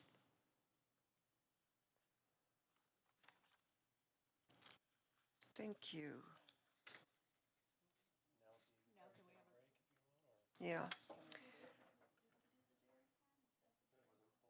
It wasn't pulled. It was moved. Do we need a break at this point? Okay, thank you. 5-minute break.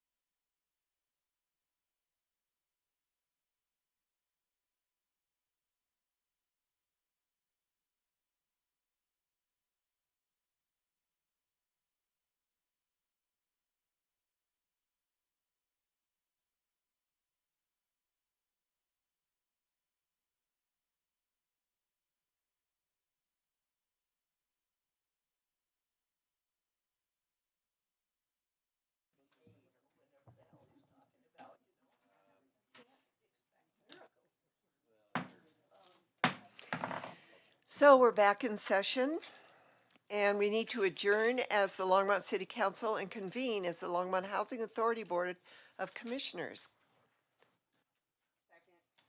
Thank you. So I moved that we adjourn as the Longmont City Council and convene as the Longmont Housing Authority Board of Commissioners. And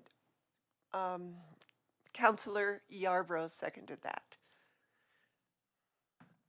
Let's vote as soon as I get my screen back.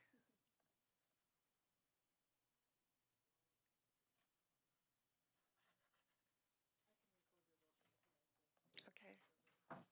I'm a yes.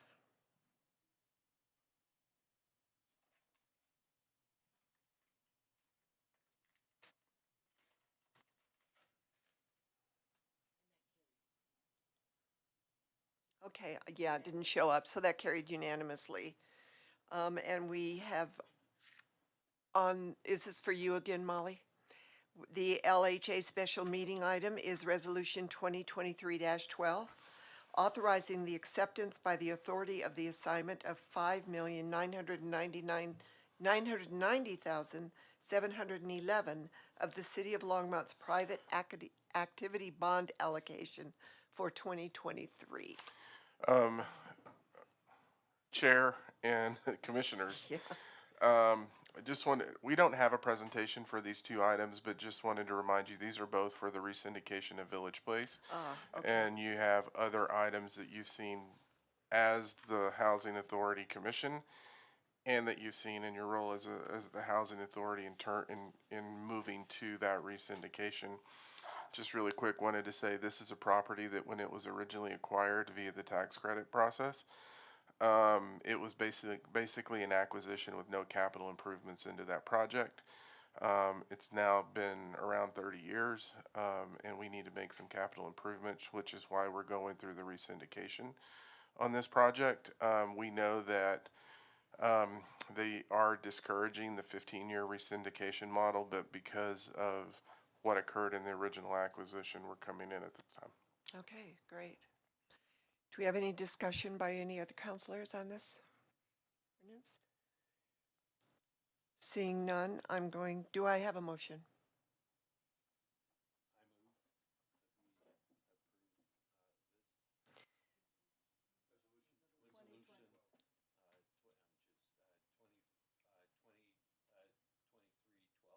Okay. So the 2023-12 resolution has been moved by Commissioner McCoy and seconded by Commissioner Hidalgo-Faring. Let's vote.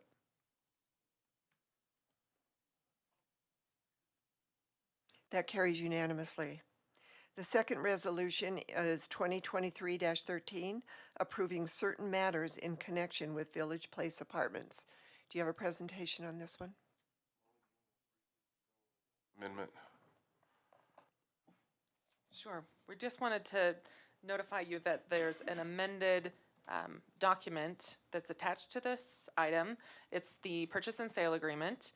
The only amendment in there that came through yesterday was to make sure we have a qualifier in there for environmental review, because we have to make sure we complete that before we execute fully. Okay, thank you for that explanation.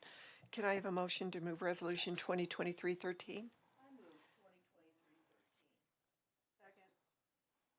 So that 2023-13's been moved by Councilor Martin and Commissioner Martin, and seconded by Commissioner Yarbrough. Let's vote.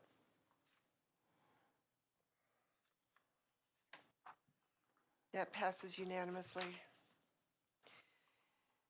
I move we adjourn as the Longmont Housing Authority Board of Commissioners and reconvene as the Longmont City Council. Okay, let's vote. The motion's been moved by Commissioner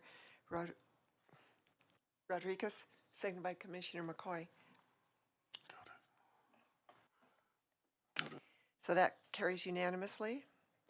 We are now going to have a presentation of the results of the Library, Recreation, and Cultural Facilities poll conducted by Magellan Strategies. Mayor Peck and members of council, Joni Marsh, Assistant City Manager. So I'm going to introduce Ryan Winger with Magellan Strategies. Ryan is the Director of Data Analysis and Campaign Consulting, and Ryan is going to go through the results of the polling we did, and Becky is also going to sit up here to be able to answer questions as we go through this evening.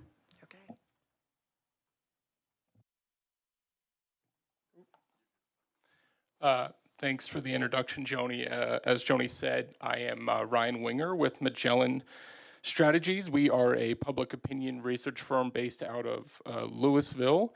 And actually, I grew up in Longmont, graduated from Longmont High in 2005. So just not approaching this as someone who's entirely unfamiliar with the city, although I know it's changed a lot in that nearly 20 years. But I do hope that the data that we have for you here all proves useful, and let's dig into it. So again, we're just pleased to present the results of an online survey of over 2,800 residents of Longmont, conducted from February 22nd to March 8th, 2023.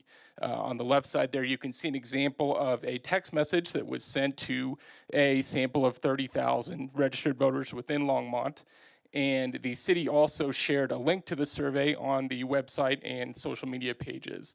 And I know that there was some, just a little bit of concern about kind of mixing both of those methods. What I can say is that when we're doing a survey and asking about projects that are important to different parts of the community, we just found it's good practice to give everyone a chance to participate in the survey, and then we can weight it appropriately to match the expected demographics of a November election. And so that's how we arrived at the 2,842 completed respondents. You see there the margin of error is 1.8% at the 95% confidence interval, which basically means that 95% of the time when you see a number up here, we would expect the truth to be 1.8% on either side of it. Though when you look at subgroups of the population, they're obviously gonna have a higher margin of error. And again, the survey results are weighted to be representative of odd-year voting demographics in Longmont.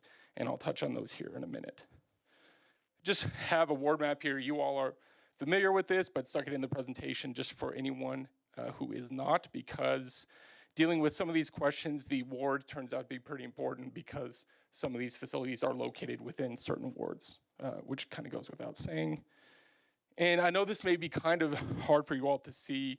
Hopefully you've had a chance to kind of look at this, but this is basically a breakdown of not only voter registration in Longmont, but more importantly, past turnout demographics for November elections. And what you can see here in that red box is the most recent odd year election, which we consider to be the most comparable election to what to expect this year. The things that really stick out, obviously, when you compare it to a presidential year or a midterm year, basically the even year elections, is that we do expect turnout to be much older, right? So you see 37% of the vote in 2021 came from voters aged 65 and older, right? So that's an important difference. And then when you look at 18 to 34, it's all the way down at 14%, whereas in a presidential year, you see it all the way up nearly 26%. So those age demographics are really going to be key, and just I should say this isn't, and you'll probably see by the totals here, this isn't some kind of exit poll or some guess. This is taken directly from a voter file, basically on the day of the election in 2021 is where we're getting this data. So getting right into it as kind of an icebreaker question before we asked about potential projects, staff had asked us to just have a basic use of existing recreation and cultural facilities question, asking respondents how often they or someone in their family visits each of these facilities. This is kind of rated, this is ranked by those who visit them most frequently. You see there at the top is the library. 30% said they visit the library a few times a month. 18% visit the rec center, the Quail campus, a few times a month, and on down the list, Sunset Pool, Union Reservoir, the golf courses. Those are the ones that were over 10%. On the text survey only, we wanted to have a breakout, again, just of those who received the text from the random sample that we pulled. But you see it's very similar data here. The library, again, there is at the top. The rec center, Sunset Pool, Union Reservoir, and the city golf courses were the ones that were where over 10% of respondents visit at least a few times a month. So getting away from whether they personally or someone in their family uses the facilities, we asked a different question, asking them to rank the facilities based on their value and importance to all Longmont residents in the wider community, right? So ranking facility number 1 indicates it provides the most value. Ranking at 11 indicates it provides the least value. And this is kind of where we had them ranked. There you see 1 through 3, or 70% of respondents ranked the library as 1 through 3, and the rec center at 56% was the next highest, and then there's kind of a drop off there. So clearly those two kind of rose above the rest in terms of their value and importance among respondents. And then the other thing I'll point out is the other end of it, where we're talking those who ranked 10 or 11, the golf courses, 39%, Roosevelt Park Outdoor Ice Rink, 34%, and then the St. Vrain Memorial Building, 32%. Those were the facilities most likely to be ranked at the bottom. On the text survey only, you still see those two there at the top, 64% rated the library, 1 through 3, and 55% the rec center. And also those same 3 were most likely to be labeled ranked as 10 or 11. 38% with the golf courses, 32% the St. Vrain Memorial Building, and 30% the Roosevelt Park Outdoor Ice Rink. So after asking that kind of, as I said, just kind of getting them thinking about city facilities, we had this message for the respondents. Before we continue, it's important to understand that no decisions have been made to put a ballot measure before voters. Your responses to the following questions will help the city make that decision. Just letting them know that it's important that they continue and respond to these following questions. And we kind of broke them up by categories. The first was new recreation and cultural projects. And these ones all kind of bunched together, but we've got two on each slide here. The most popular was the new branch library. 60% of respondents said they would vote yes when they learned about the cost and the amenities that would come with each project. That's important to understand. We weren't asking them just kind of cold without knowing anything. We kind of laid out what the cost would be and what the included amenities would be for each of these projects. Just beneath that, you see the rec center, a new rec center there at 56% saying that they would vote yes. Again, these are all very close together. 55% said that they would vote yes for the Center for Arts and Entertainment. And 54% said they would vote yes for the Museum and Culture Center expansion. So really, while there is slight difference among these 4, they're all very close together when you consider the margin of error of the results. On the text-only survey, you see slightly different numbers there, but really the same general theme is that they're all very close together. 56% of those respondents to the text survey would vote yes on the new branch library. 55% would vote yes on the new rec center. 53% would vote yes on the Museum and Culture Center expansion, and 52% would vote yes on the new Center for Arts and Entertainment. Okay, at least attempting to kind of force a choice among respondents. So we did give them the option to say, I'd like to have a chance to vote on all 4. If you could only choose one to be on the ballot this November, which one would it be? And the new recreation center was the top response here at 27%, followed by a Center for Arts and Entertainment at 21%. A new branch library at 16%, and the Museum and Culture Center expansion at 8%. 12% of respondents would want to vote on all 4, and 11% would not want to vote on any of the projects. And here you can see a little bit of differences among the different demographic groups there on the right. Especially, I'll point out, obviously, Ward 2, which is where the new recreation center would be located. Not surprising, you see a higher preference for that project there. Moving on to 3 potential new park projects. This one, you really did see 2 of the 3 kind of rise above the other. At the top, there's 57% would vote yes on Union Reservoir enhancements. Again, after being informed of the cost and the amenities included. And then 55% would vote yes on a completion of Dry Creek Park. Coming up in third, quite a distance below those 2 would be improvements to Montgomery Farm. And again, we listed out what those amenities would include. only 39% would vote yes. So starting below 50% there is not a great place to start, obviously. And on the text-only survey, similar numbers. The Union Reservoir enhancements are still the top preferred, though right there with them is completing Dry Creek Park, and then only 40% saying that they would vote yes on the Montgomery Farm project. So we, on this group, we wanted to get a sense of, okay, what if we grouped all three projects together? And again, explained what the cost would be, what the tax increases would be. Knowing all this, would you vote yes and approve it, or would you vote no and reject it? And here we're coming in at 47% saying they would approve it. 16% would definitely vote yes to approve. 31% would probably vote yes. And then you see there 41% would vote no and reject. 12% are undecided. Some differences here, obviously, among the different demographic groups. Those voters age 18 to 44 are much more likely to support this grouping of projects, as are those who have lived in the city less than 10 years compared to those who have lived more than 10 years. So those are just two things that kind of stick out on the demographics. Again, keeping in mind that 18 to 44 demographic isn't quite as large as it would be in an even year election.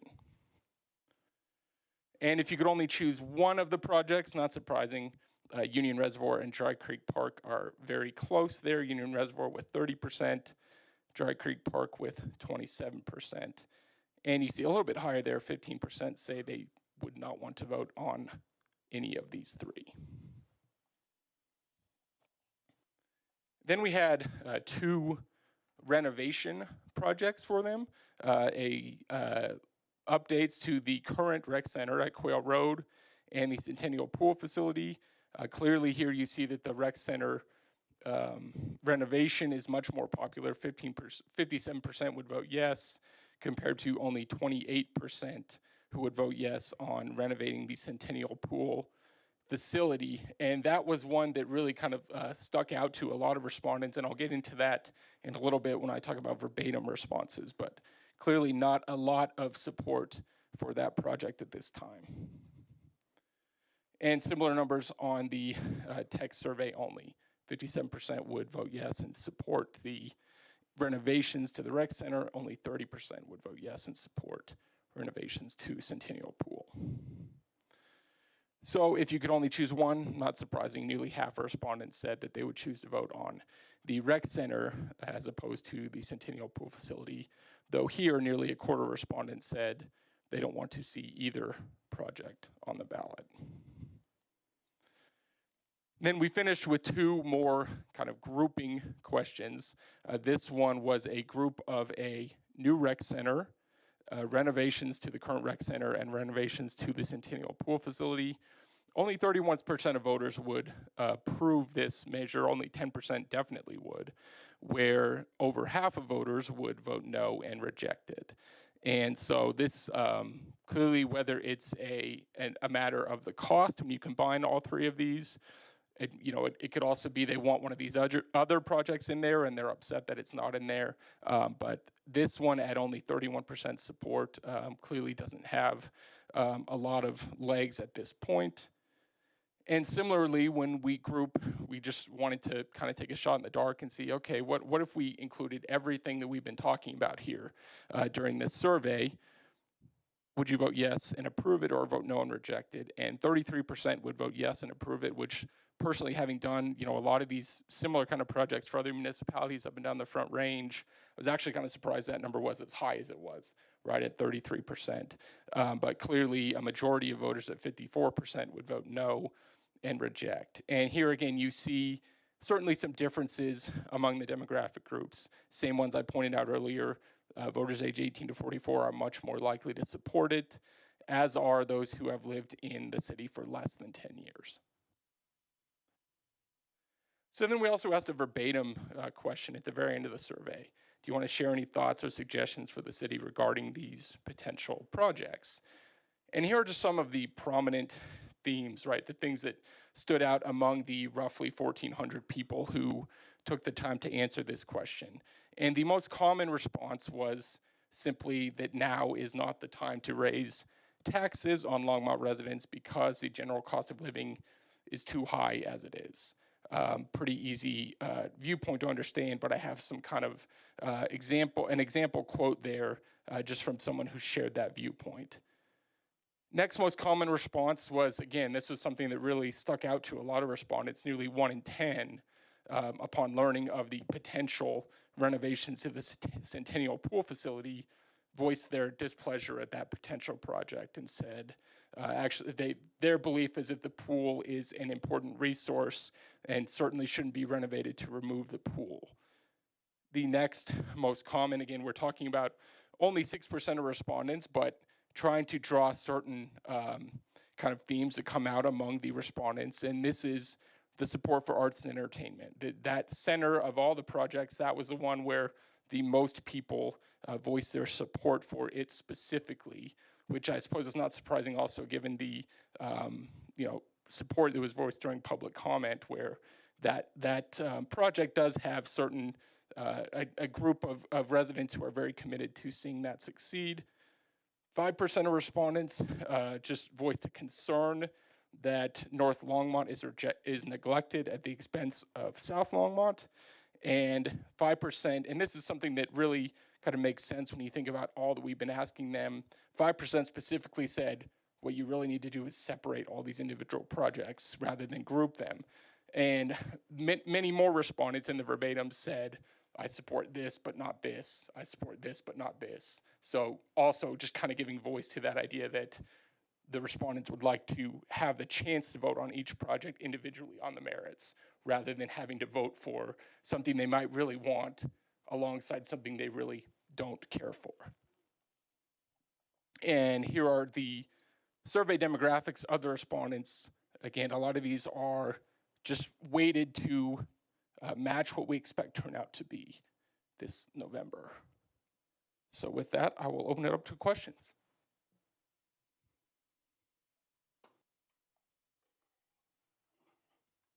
Councilor Martin. Thank you, Mayor Peck. This is actually a question for the staff, not for Magellan. The public seems to have assumed that if Centennial Pool is not renovated, Centennial Pool would continue to operate in its present condition. Is that true, or would this pool need to be closed because it's too decrepit to live? We would either need to add, Jeff, how much to rebuild the pool approximately? I don't have that. Millions of dollars. And or we convert it and have some recreational amenity there just based on what we're seeing structurally and what we've had to deal with on that facility. So either a much larger number to keep it as a pool, or we can convert it to court space or something else that can support that area. Thank you. Councilor Waters. Thanks, Mayor Peck. Thanks for your presentation. And this is you're a good example of how good this public school system is. Yeah. The only other time I've been through this kind of a presentation was in 2019. We heard reference earlier to a ballot question, or a question we put on the ballot then. I'm going to comment on that before I'm finished here. But in the presentation of polling data that evening, or the evening we received polling data, and we were looking at different combinations like this, rec center and library annex and those kinds of things.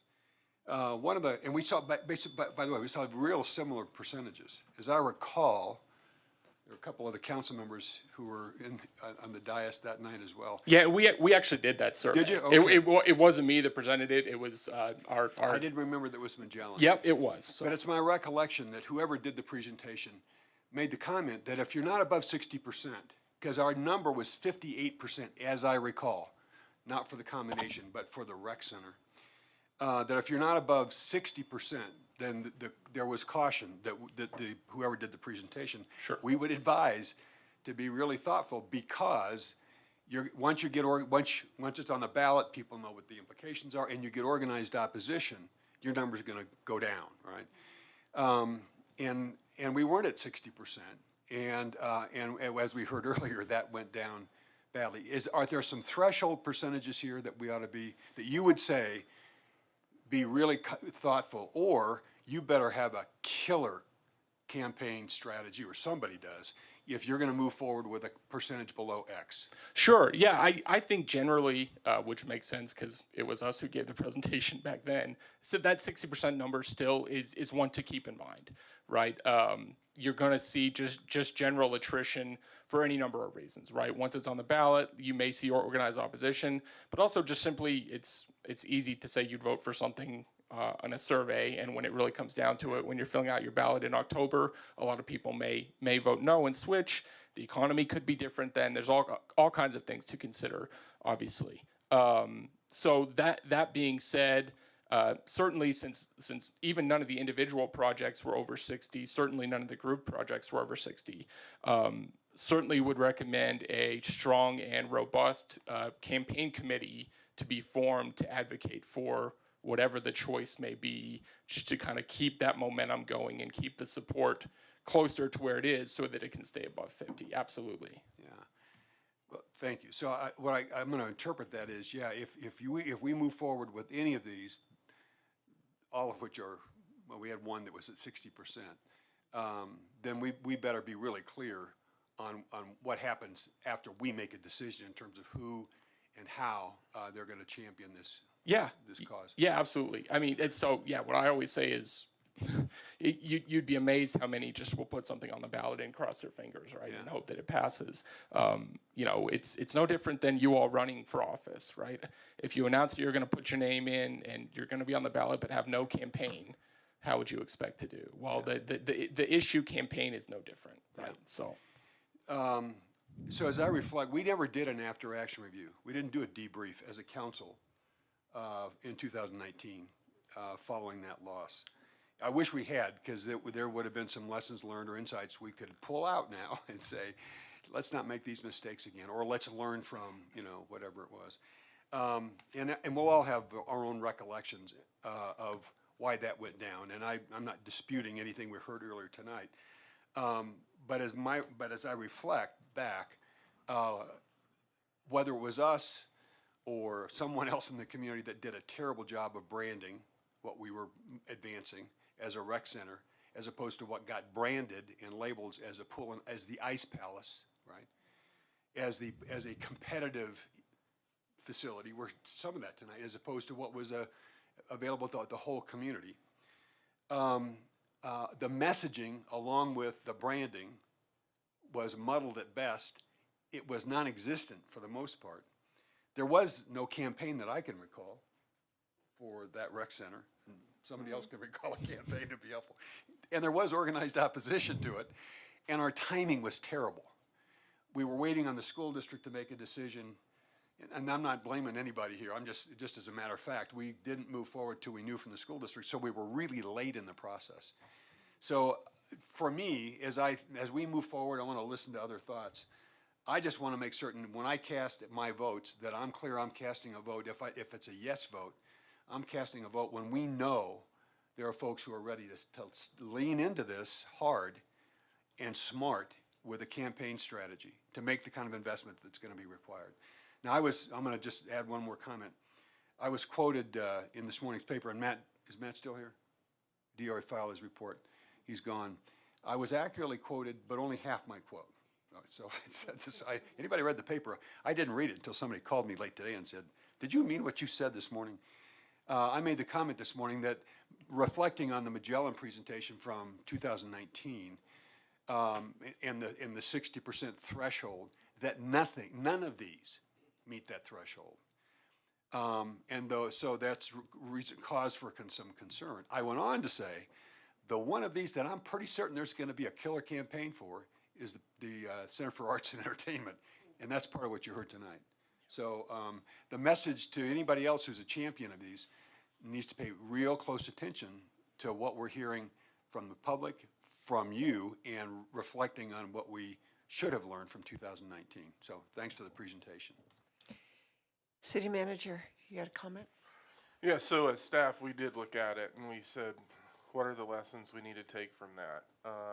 And so obviously we as the city can't do the campaign. We can present the factual information, and that's all we can do. And we definitely saw that as an issue.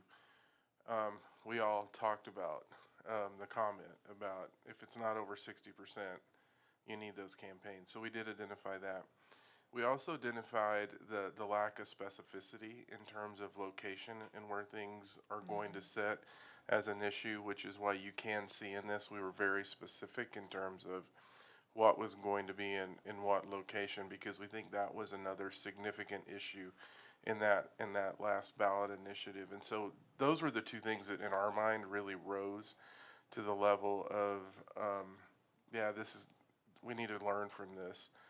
I think timing's important, and just so you all know, we talked about it in the retreat. What's the elasticity of what people are willing to pay for in the community? I think that's going to play into this conversation, especially where we're sitting right now in terms of the global economic conditions and what we're experiencing locally. So we've talked about that a little bit as well, but I wanted to just throw in to say that's what we debriefed on, and saying we need to make sure those things are adjusted.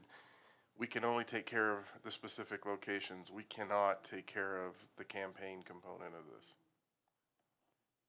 Councillor Hidalgo-Farring. Thank you, Mayor.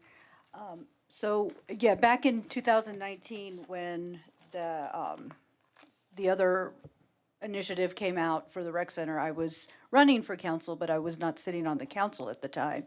And just hearing it from a resident point of view, there were a lot of misconceptions out there. And I think, even looking at the prominent themes around keeping Centennial Pool, and perhaps there's a thought that if we keep the pool as it is, people will still be able to utilize the pool in the future. And clarifying those types of misconceptions, as well as, and I do agree, there isn't enough in North Longmont. I'm Ward 3 representative, so, and it is, a lot of it is already built out. It's an older neighborhood, older area, and there's not a lot of room for expansion and growth in that area. In conversations I've had with constituents, there isn't a lot of city property. So, we're looking at what the city already owns and what would be feasible for, for a recreation center or any of the other types of amenities that we're looking for. So ensuring that those types of misconceptions or questions or concerns get answered early on to our residents, so they are well informed prior to making that decision. And I think those are things we could do as far as helping educate our community in what properties are available and why certain centers are being built in certain locations.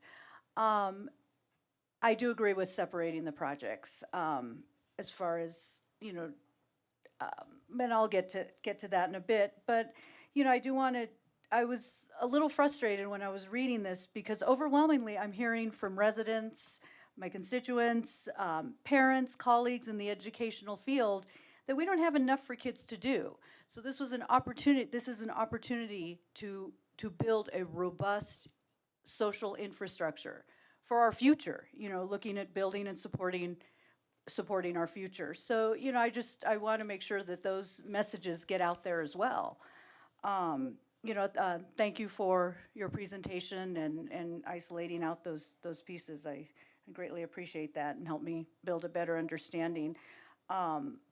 But, the two that really had me concerned were the Centennial Park and Montgomery Farm Park. And really, I would hate to see other projects, especially the need for museum expansion or a library branch and building out those opportunities. You look at what are the great equalizers. Well, these are these opportunities, Cultural Arts Center, for people to be able to engage and have opportunities where they normally wouldn't have the resources to be able to go out and do.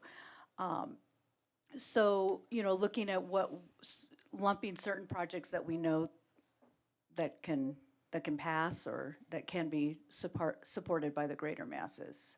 So that's my 2 cents. Is there anyone else on council to you want to turn on your mic? Counselor McCoy. Whoops, try it again.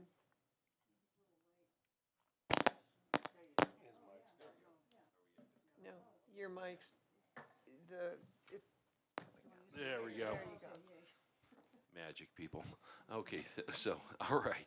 So to Councilmember Waters' point, in regards to the only group that's kind of come forward thus far to show any support for any one of these projects is the Center for the Performing Arts. And not that, you know, we would all know about any other groups, maybe from the rec community that might be, you know, in the background somewhere, but it concerns me if that's what we have to have. We have it in one. We probably need to get people before we make any serious commitment to anything. We need to get that call out there to folks to say, hey, you have to have that level. And so I wonder how we go about doing that to kind of get people to do that. To stand behind that before we get started, because it's kind of a big and heavy lift, and I think a lot of people would like to see a rec center, but I'm not certain that I'm seeing them come to council a couple times over the last couple of months to talk about that. So my suggestion to those out there that are listening is that if that's what you're interested in having in our community, you need to take the advice of our experts that we brought in here and get organized. Mayor Pro Tem Rodriguez. Thank you, Mayor Peck. So first of all, a question. Obviously, the grouping was not popular. When it didn't matter really what the version of grouping was, but it just didn't seem popular.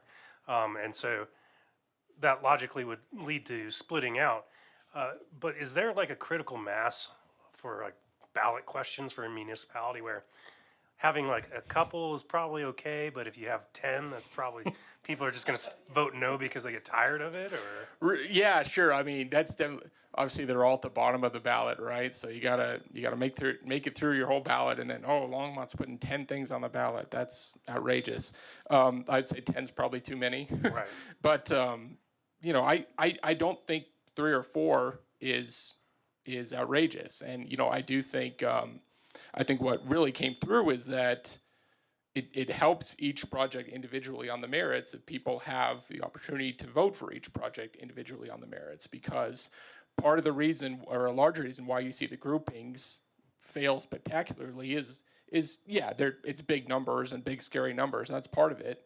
But also just people don't want to vote for something that they don't see a need for, right? So they, you know, and I wish we could do a survey where we could do all different permutations and we could get you the exact perfect combination of what to do, right? But unfortunately, it's not really possible.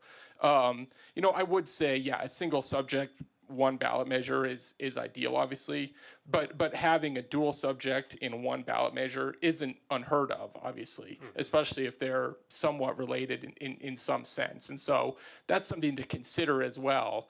But no, I don't think, I think having 3 or 4 different ballot measures on the ballot would just give residents the sense that, hey, we're giving you what you asked for. We're giving you a chance to vote on these projects individually. Of course, then you have to do the hard work of choosing which 3 or 4 are going to be on there. Right. But yeah, no, it's a good question. I do think there is a certain point where it's just it gets obnoxious to those who are filling out their ballot and they're voting on 9 different things. Well, and the reason I brought that up was because if we were to take a run at all the ones that were presented that say presented as 55% and up, that was more than 3, you know, in a bunch of different ways. And so I'm like, well, we don't want to put 10 on there. That's a little bit too much. And so that's why I kind of was wondering if there's a sweet spot. And right. You know. And but that's where there is the opportunity to maybe combine the 2 park projects that were over 55% or something like that, so that, you know, 3A can be branded as the parks and 4A can be branded as the culture and recreation, or however it shakes out. Okay. So. And then, so this would probably be more for staff. I don't know. What is the cost per ballot submittal for the city? Is it, or? You know. on that one. Mayor Pro Tem Rodriguez, it depends. It totally varies depending on if the state is participating. If they put questions on the ballot, then that reduces the overall cost, and depends on how many total items are on the ballot and how many of those items are ours. But it would be more expensive for each additional item that we put. It does cost us, yes. We pay for the space we take up on the ballot. Okay, thank you. Yeah. Counselor Waters. Have you already gone? I just asked it one question at the beginning, but go ahead. So an anecdote, and then I'm going to ask you another question. Here's the anecdote. I remember vividly sitting in the PRAB meeting as the liaison when we were in the process of making this decision. We hadn't made it yet. The question wasn't on the ballot. But what was in the proposal, in spite of, again, what we heard tonight, wasn't something we decided. It came from a feasibility study that the public was seriously involved with. And I do remember vividly sitting in here and one Tuesday night after another, hearing folks who were advocates for this, demanding we put something on the ballot so they could at least vote on it, right? But one of those proposals was an ice sheet, right? Which I think became, it may be what sank ultimately the proposal. I know that was one of the things that was most controversial. And I remember the night that the hockey community was at the PRAB meeting, and they were encouraging PRAB to support the inclusion of the ice sheet in that proposal. And we heard from virtually, during public invited, we heard everybody, we were surrounded by the hockey community, and two things we heard over and over again. One was, if we do this, we'll get an interscholastic hockey program at the school district. Plus, we'll bring in all these events and, we'll make a lot of money. And when they were finished, I asked two questions. One was, have you talked to anybody in the school district about the potential of it? And the answer was no. So that's just something to keep in mind in terms of how we're networking. But the other was this. I said, what are your plans for a campaign to support this if we put it on the ballot? And the response was memorable. It was, don't lay that on us. And it's like, well, whose job do you think that is? So I just want to reinforce the message that it is somebody's job, and it's not the staff's job, and we're going to be constrained. No matter how we would want to champion, we are going to be limited once we make a decision. So before we make a decision, and having advised folks on campaigns, this is not a data question so much as a campaign strategy question. If you're just advising us on the politics of this, Sure. And I don't know whether I could set it up on a continuum, 1 to 10, or just don't go there, or thresholds. Your advice in terms of what should we be thinking real critically about? I understand what you just said about don't be afraid to put a couple of items together, if that makes sense. And I think there are some that do make sense. But just based on what you have seen in the numbers, what you know about this community, you would say be really cautious in these areas, be more confident, assuming there's a campaign in these areas. Yeah, so obviously there's a couple things you have to consider. One is you have to consider the prospect of organized opposition, right? And I would imagine that some of these are going to have more organized opposition than others. That's something to just keep in mind, right? If there's something that's relatively popular, and just from you all's sense of the community, that there's not going to be very aggressive organized opposition, that's kind of a point in its favor, right? Because that's the other side of a campaign. It'd be nice if you were the only ones with a bullhorn, but obviously that's not the case. And again, it's not even you with the bullhorn, to your point. You've got to find people. So yeah, and this is something that, Councilmember McCoy touched on. It really, it should be starting very soon, putting out those feelers, getting those groups together, letting them know that, because the average voter, even if they're very passionate about these projects, doesn't understand that kind of break or that firewall that has to exist between the city and a campaign committee, and that once it's on the ballot, the bulk of the work is, well, I shouldn't even say the bulk of the work, all of the work is going to be done by that campaign committee. And there not only has to be kind of foot soldiers willing to do the dirty work and put in the elbow grease for that committee, but also funds to have a campaign, right? And so those are two things that you kind of both need operating in concert. So yeah, I think in terms of making that decision, part of your calculation has to be right now today, and again, it's exactly what you alluded to, which groups already exist and which groups are we really going to have to push and prod? Because if you have to do too much pushing and prodding, it's probably a sign that the interest and the involvement is not going to be there. Because I've done too many campaigns where everyone promises the moon. Oh yeah, I'll do this and this and this, and I'll write checks and I'll do this, and then come September, they're nowhere to be found, right? So in addition to people coming here, you're suggesting we need to be really confident these are going to be green campaigns. In this case, green isn't environmental. It's about who's writing the right checks, Yeah. right? Right. That's the message, real green campaigns. Sure. Councillor Martin. Thank you, Mayor Peck. Again, question for the staff.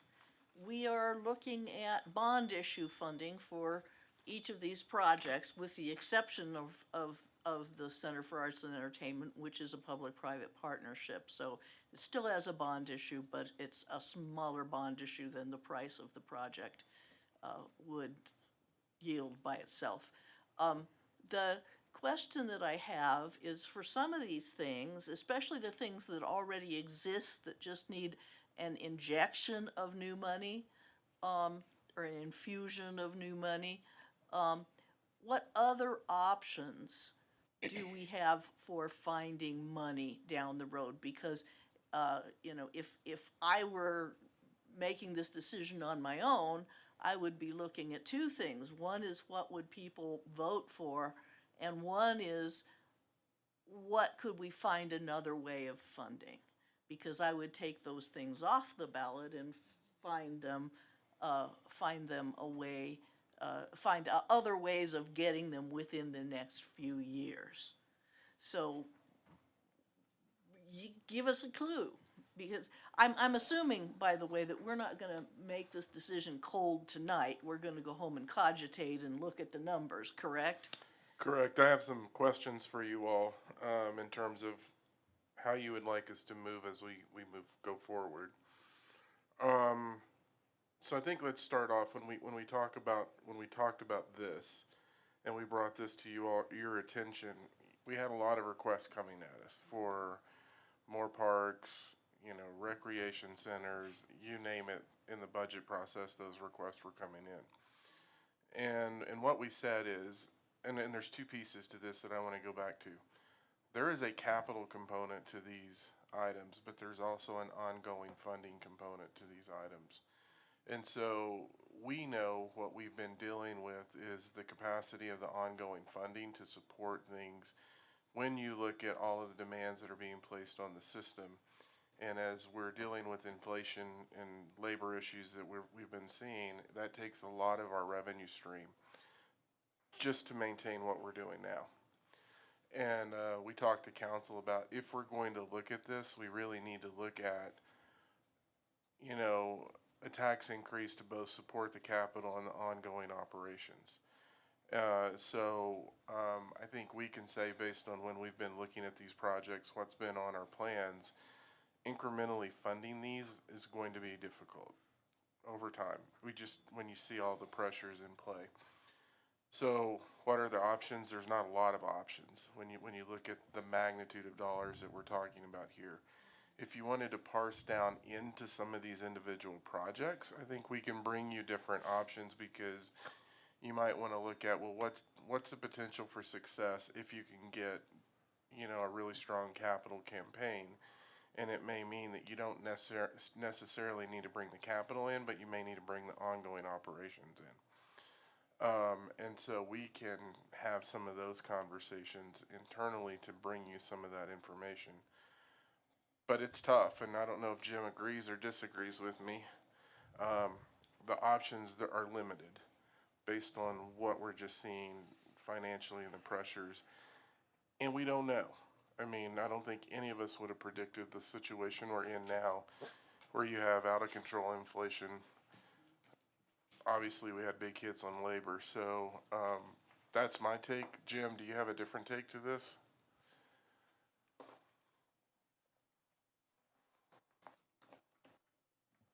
So, Mayor Peck, members of council, Jim Golden, Chief Financial Officer.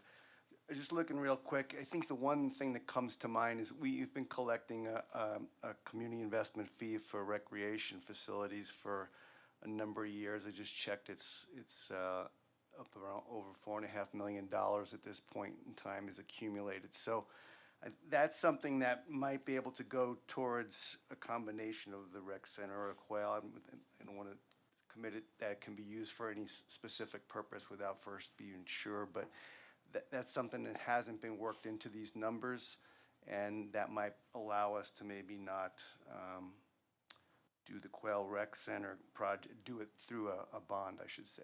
So it's one idea that comes to mind. I am assuming that when we figured the property tax base and the sales tax base, that we were looking at prior years. But there are some other factors, like the opening of Costco this spring, that we know, and we have quantitative projections, are going to change that. They're going to change the city's revenue base, independent of any new taxes that we levy. They're going to change our revenue base. So, were any of those developments, such as the opening of Costco, included in the projections of our taxes, or are those backward-looking projections? Those are backward-looking projections. They're based on the projections that went into the 2023 budget for revenue levels at that point in time. So before, we would refine those before we would actually set a ballot question based on the best numbers that we would have available, which would give us maybe another 3 or 4 months at the most to do that. So we will know a little bit about Costco at that point. And honestly, I mean, we have estimates about Costco that we shared with you when we initiated the project. But until we actually can get a handle on how much of the Costco monies are cannibalized from within the city, it would be dangerous to commit too much. So we haven't included it yet we haven't included Costco in even our regular operating budget at this point in time. So. Okay. So everyone's had a chance to weigh in on this. Councilor Yarbrough, do you have any thoughts you would like to share?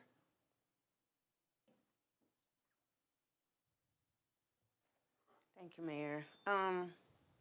Just taking it all in.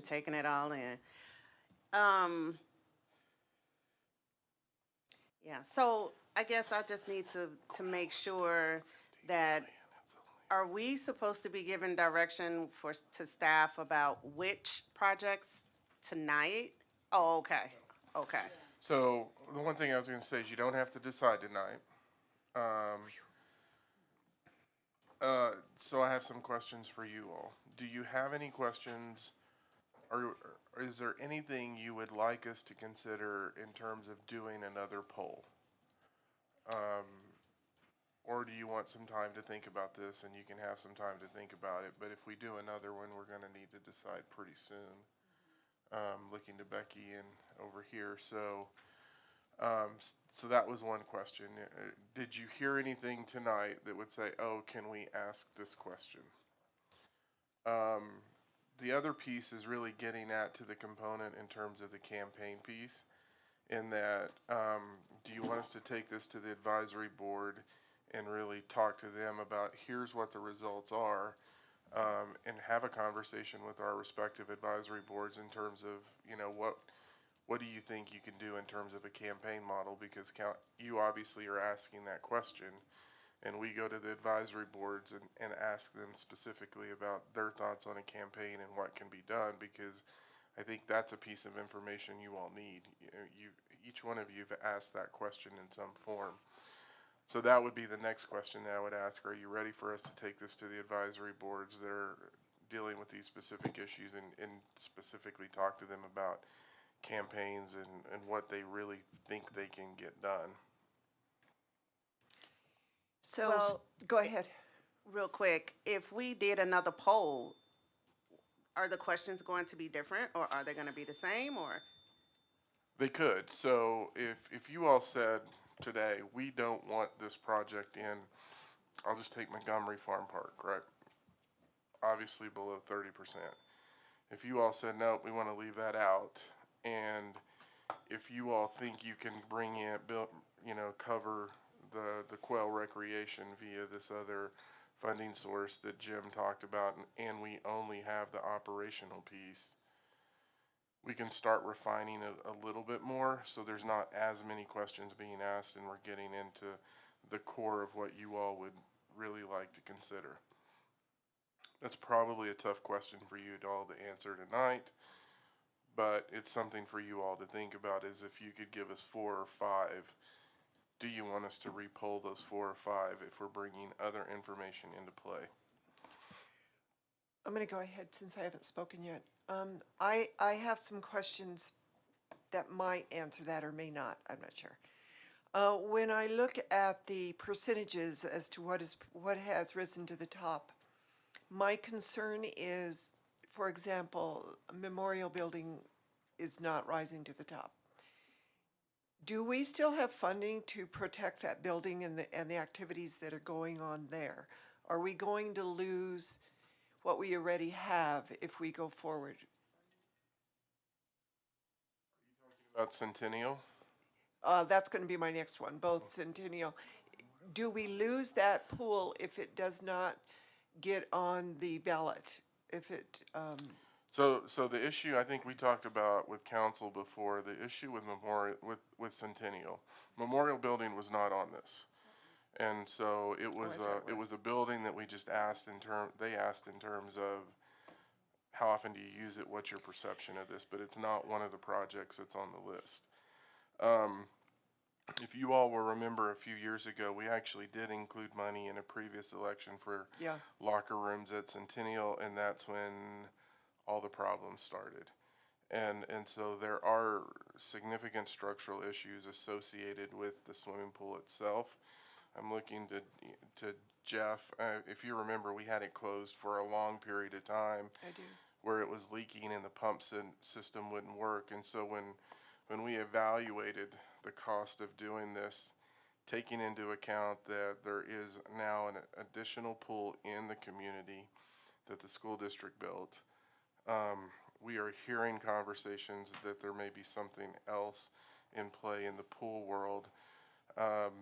And we evaluated the cost of it. We don't have an exact number, but I think to repair it based on what I'm looking at when we actually did the fixes, it was in excess of $15 million because of the foundation. I mean, there are foundation issues there with that. Mm-hmm. And that's really a product of the same issues that we're dealing with in terms of the buildings here, in the sense of the lack of capital investment over time actually really put us in a position to where there's a significant issue with it. And we thought that it's easier to repurpose it and provide court amenities and other recreation amenities at that location so you don't neglect that location because it's needed in the community. But I don't think we could continue without some vote on money with that facility.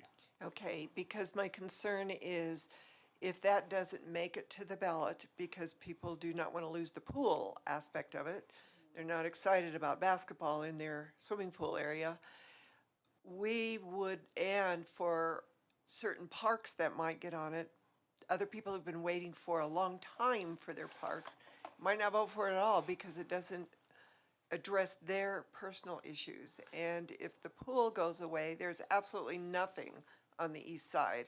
So they may not vote for a rec center on the southwest. And that is how I look at this as what will attract everybody rather than specific areas of town.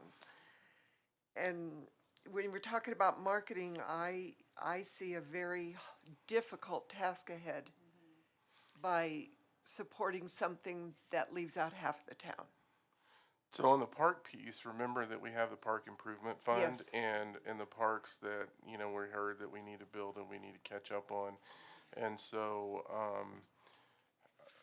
obviously Jeff and David presented a chart to the Parks and Rec Advisory Board in terms of here's what we're gonna do as a result of the new bid process that we talked about and the other projects that we have ongoing. And so I think that's going to be in play too, because we're going to have a lot of work going on in the community really dealing with those neighborhood parks, but that's a different funding source. In terms of other funding sources, we do have the Public Improvement Fund. Obviously, there are other needs that are in play there. Public Improvement Fund, right? Yep. That are going to be demanding out of that. And so that's why I say options are limited. But I think those are things that we can answer. So we Okay. can answer the question of, in order to get Centennial here, we estimate that it's going to take X million above what we're asking for in order to keep it active as a pool, or we can convert to court space. One of the things that we know in talking to Jeff, one of the most significant issues that we're seeing in the communities is court space. In terms of, I think we're constantly seeing a lack of court space. So we know there's a need, but obviously we haven't communicated that. So there's some answers we can bring back to you all to clarify some of these different components and maybe help in the public education ahead of time. I bet it would pass if you said indoor pickleball. Interestingly enough, those are the, when you're talking about adding court space, I know Jeff and I have talked about this, it's, I think he routinely has people trying to find volleyball courts for their volleyball teams or basketball courts for that, or creating indoor pickleball. In the programming, you can shift that to create other amenities. And those are things we can quickly try to figure out and provide those answers to council. So as far as a new survey, I would recommend putting a Centennial Pool back on a survey and actually explain what court space is, not just court space. And I'm serious, if you put pickleball on there and volleyball, you would get a better count, I think. So, yep, I think a new survey would be good. I don't know what questions to ask at this point. So do you want us to kind of give a run? And this is a question to all council, to say how would we as staff sort of narrow it down a little bit to get more specific answers? Yes, do you want us tonight to tell you what, no, okay. No, I want you all to think about it, and then you can email us and give us your thoughts, and then we can work that via what we're seeing and hearing in the conversation. Okay. And then have a conversation with Magellan. Does that sound like that would work? Yeah, I think that makes a lot of sense. And I think just these survey results, to your point, kind of enlighten what that second, there does need to be some explanation of, it's not just that the Centennial Pool could keep operating as is. Right. That, to your point, that misperception has to be corrected. Yes. And so when we're laying it out for respondents, the same way we did in this survey, having dropped some of the projects that maybe aren't as popular, we've got room to educate them and say, okay, we asked about Centennial Pool, we heard you that wasn't popular, but let us explain a little bit more about that issue and how the pool, to your point, it may be the pool is going to be lost regardless unless you approve new funding for a pool. And maybe that's a question we want to ask. Maybe that's something we want to throw out there. But certainly, I think, having gone through all of this data really helps to inform how to really drill down on what a second survey should be asking and shouldn't be asking. Okay, sounds good. Councilor Hidalgo Faring. Thank you, Mayor. So you had thrown out the question around presenting to advisory boards. I absolutely believe that we need to present this sooner rather than later. They could provide, their focus is around their prospective boards and their whole background, everything that and their understanding of the museum, the library, Parks and Rec. So, and I believe that they would be able to help us come up with better questioning or specific questioning in regard to a second survey.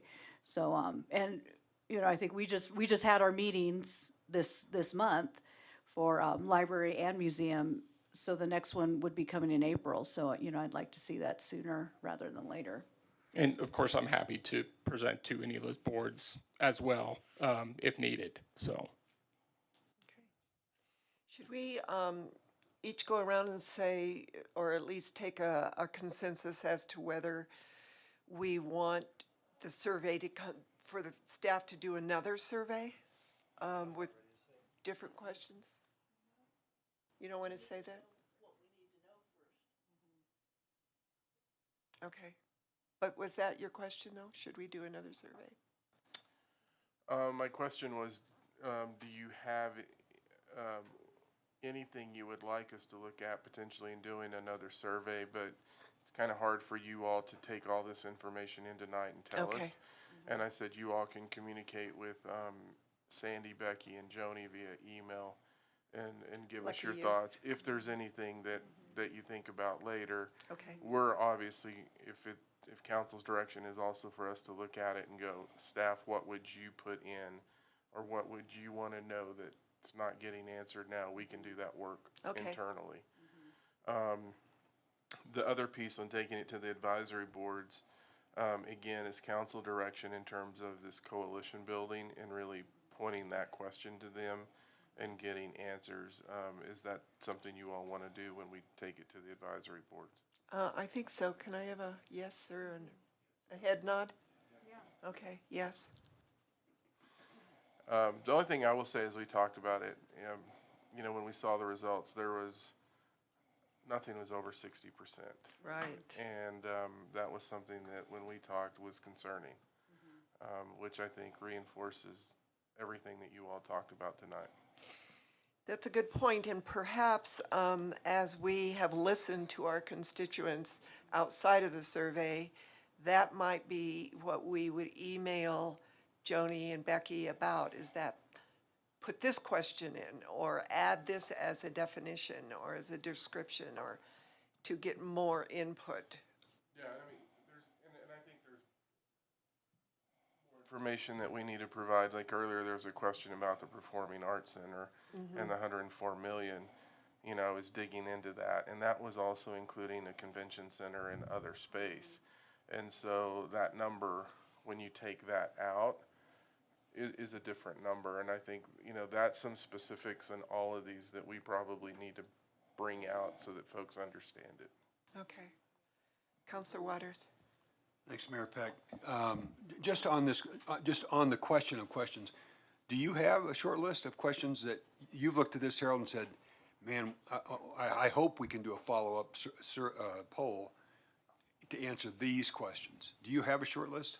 In my mind, the Centennial wasn't one that I was really thinking about, because I think it was, when you look at what was being said, it was, well, we want to keep it as a swimming pool. There's a and reality. So that was one that I was really interested in.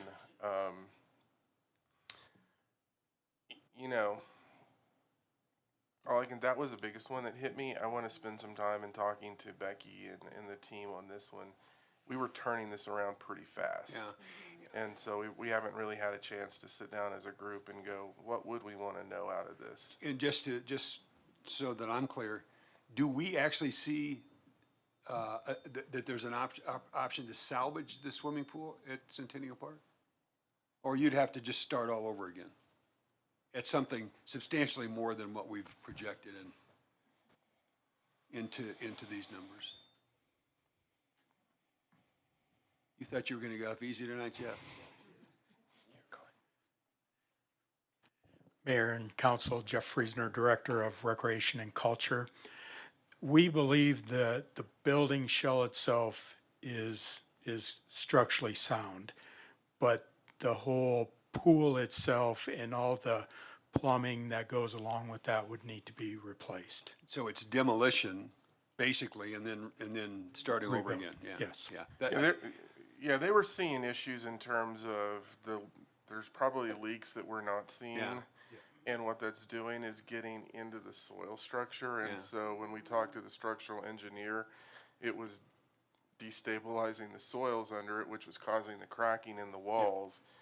And so you really probably would need to rebuild the pool Yeah. and keep the structure. At That's what a they were- substantially higher number than Yeah. what we Yes. projected into this. Well, that was my assumption. I would like to ask our consultant, I don't want you to walk out of here and think, or say to yourself, man, why didn't they think to ask these questions, right? From all of your experience, based on what you've seen, what are the questions you would say you're really missing it if you don't ask these? Sure. Yeah. I mean, I'm as you're talking, I'm kind of sitting up here thinking, trying to get creative as a pollster and figuring out, is there an actual way that we could let them craft their own ballot measure in the survey so that okay, this person really only wants to vote for a library. This person would vote for a library, but they also kind of like a rec center and Union Reservoir or whatever the combination may be. Just to kind of get some sense of how soft support is for some of these things and how hard and definite support is for some of these things. Obviously there's going to be people that are so set on a certain project that if anything gets on the ballot that doesn't include that project, they're going to vote no. Right. And so those are the kind of things that, you actually create opposition by your choice on what to put on the ballot. Those are the kind of things that are important to understand. Maybe someone loves a certain project, but they'll vote for all the other stuff too. It's trying to get a sense of, individual voters and how these coalitions take shape. To your point about what happened in 2019, clearly there just wasn't a big enough coalition of voters to get together and vote for that. And so that's really the consideration that something has to exist organically, right? It can't just be created out of thin air, the Tuesday after Labor Day and expect something to pass on the ballot in November.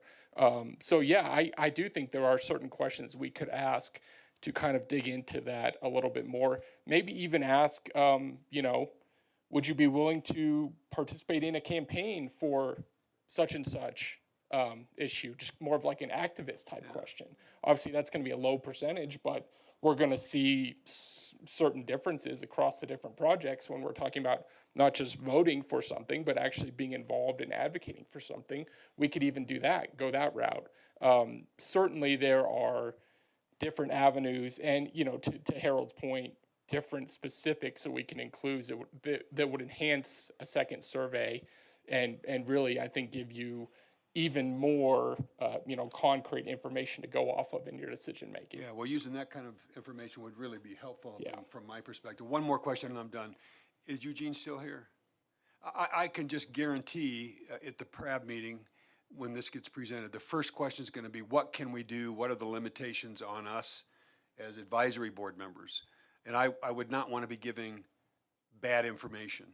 What are the constraints or the limits to what they can do as members, as official members of an advisory board in terms of campaigning or advocacy?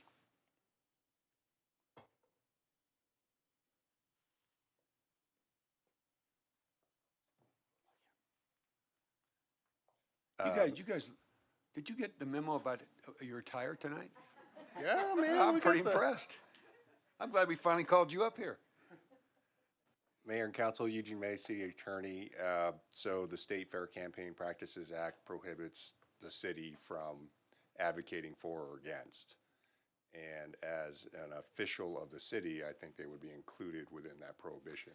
They're free to act on their own as citizens or outside organizations, but as a member of the board, I would advise against them from advocating once the ballot measure is set. So they could campaign, but not with a PRAB hat on or not as a board. Correct. As a volunteer in somebody's issues or campaign committee. Yeah, they can pass resolutions in favor, for or against, like council can, but the actual advocacy beyond that. And they could write checks.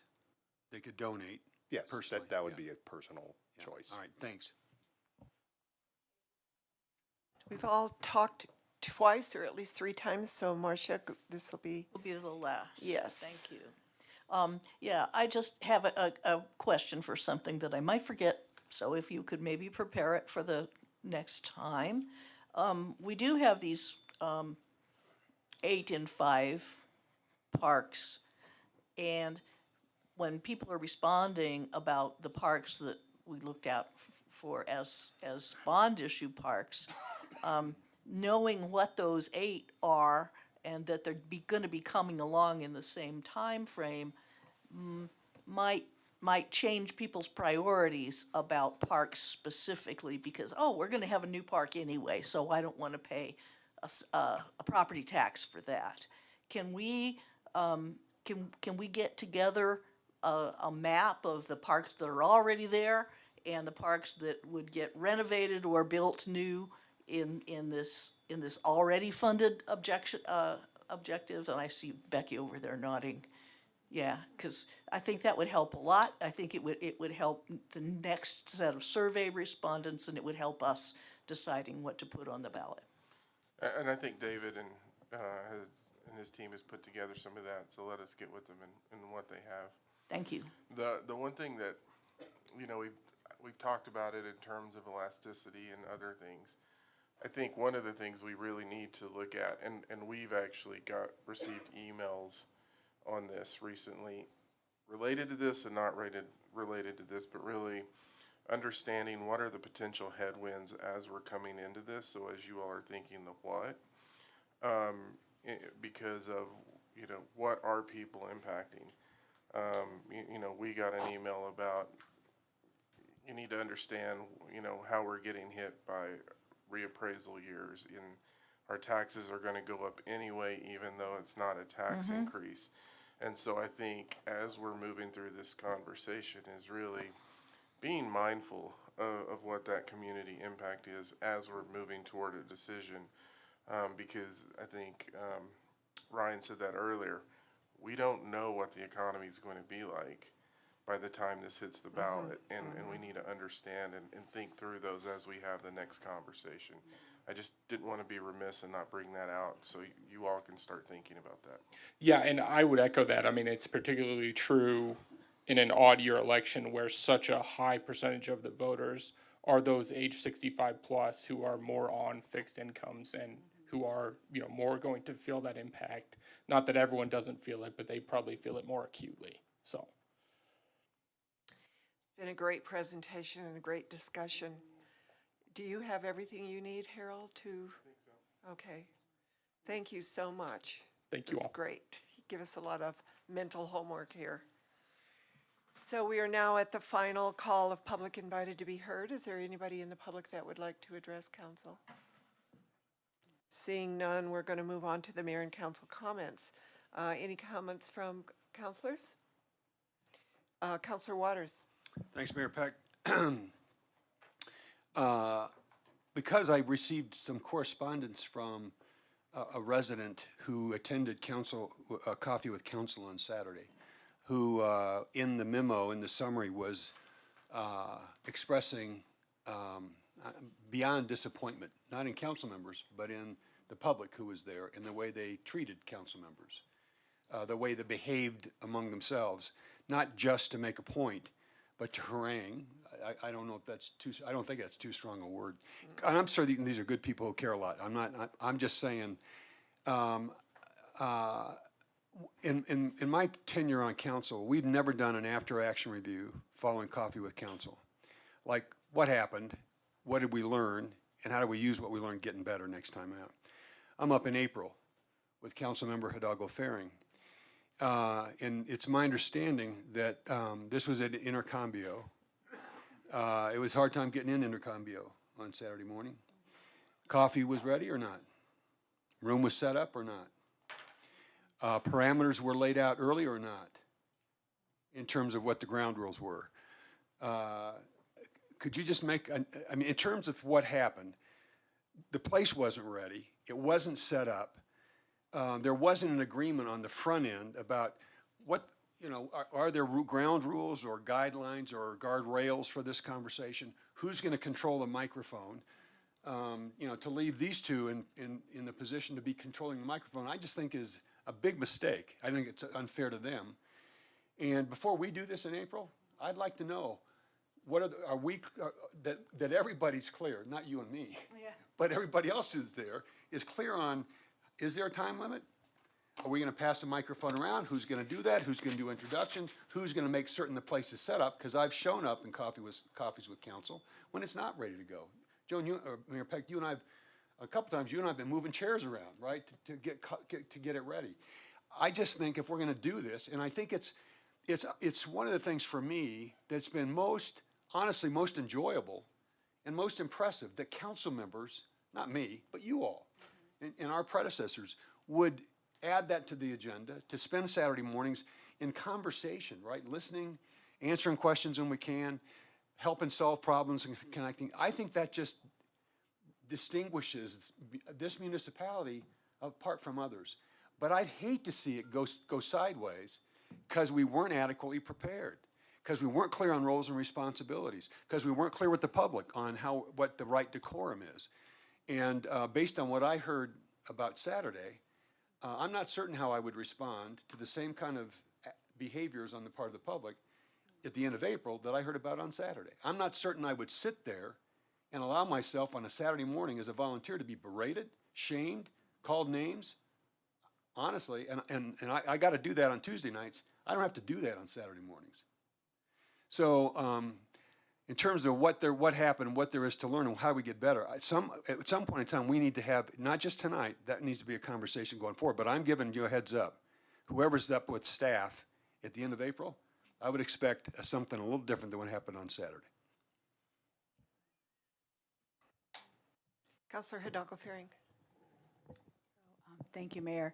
You know, I just wanted to let the public know, whoever's left or tuning in right now, that last Saturday we did have coffee with a cop at Dickey's Barbecue, and it was a really nice event. I had an opportunity not just to speak with residents.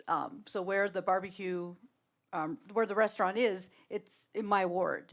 So I went out there and had the opportunity to speak with public safety officers, and it was a really nice conversation. So I'm hoping that our coffee with council can be that pleasant. But yeah, we are getting back into pre-COVID activities, and I would really encourage the next one that comes up for anyone who's listening, to attend. I think, we had some great conversations as well as listening to residents in the area. So that was something that, that I wanted to end on a positive note, but thank you for bringing up that important point. Seeing no one else, we'll go on to the city manager's report. No comments, Mayor, Council. No comments. City Attorney Eugene? No comments, Mayor. Wow. So can I have a motion to adjourn? So moved. All those in favor say aye. Aye. We are adjourned.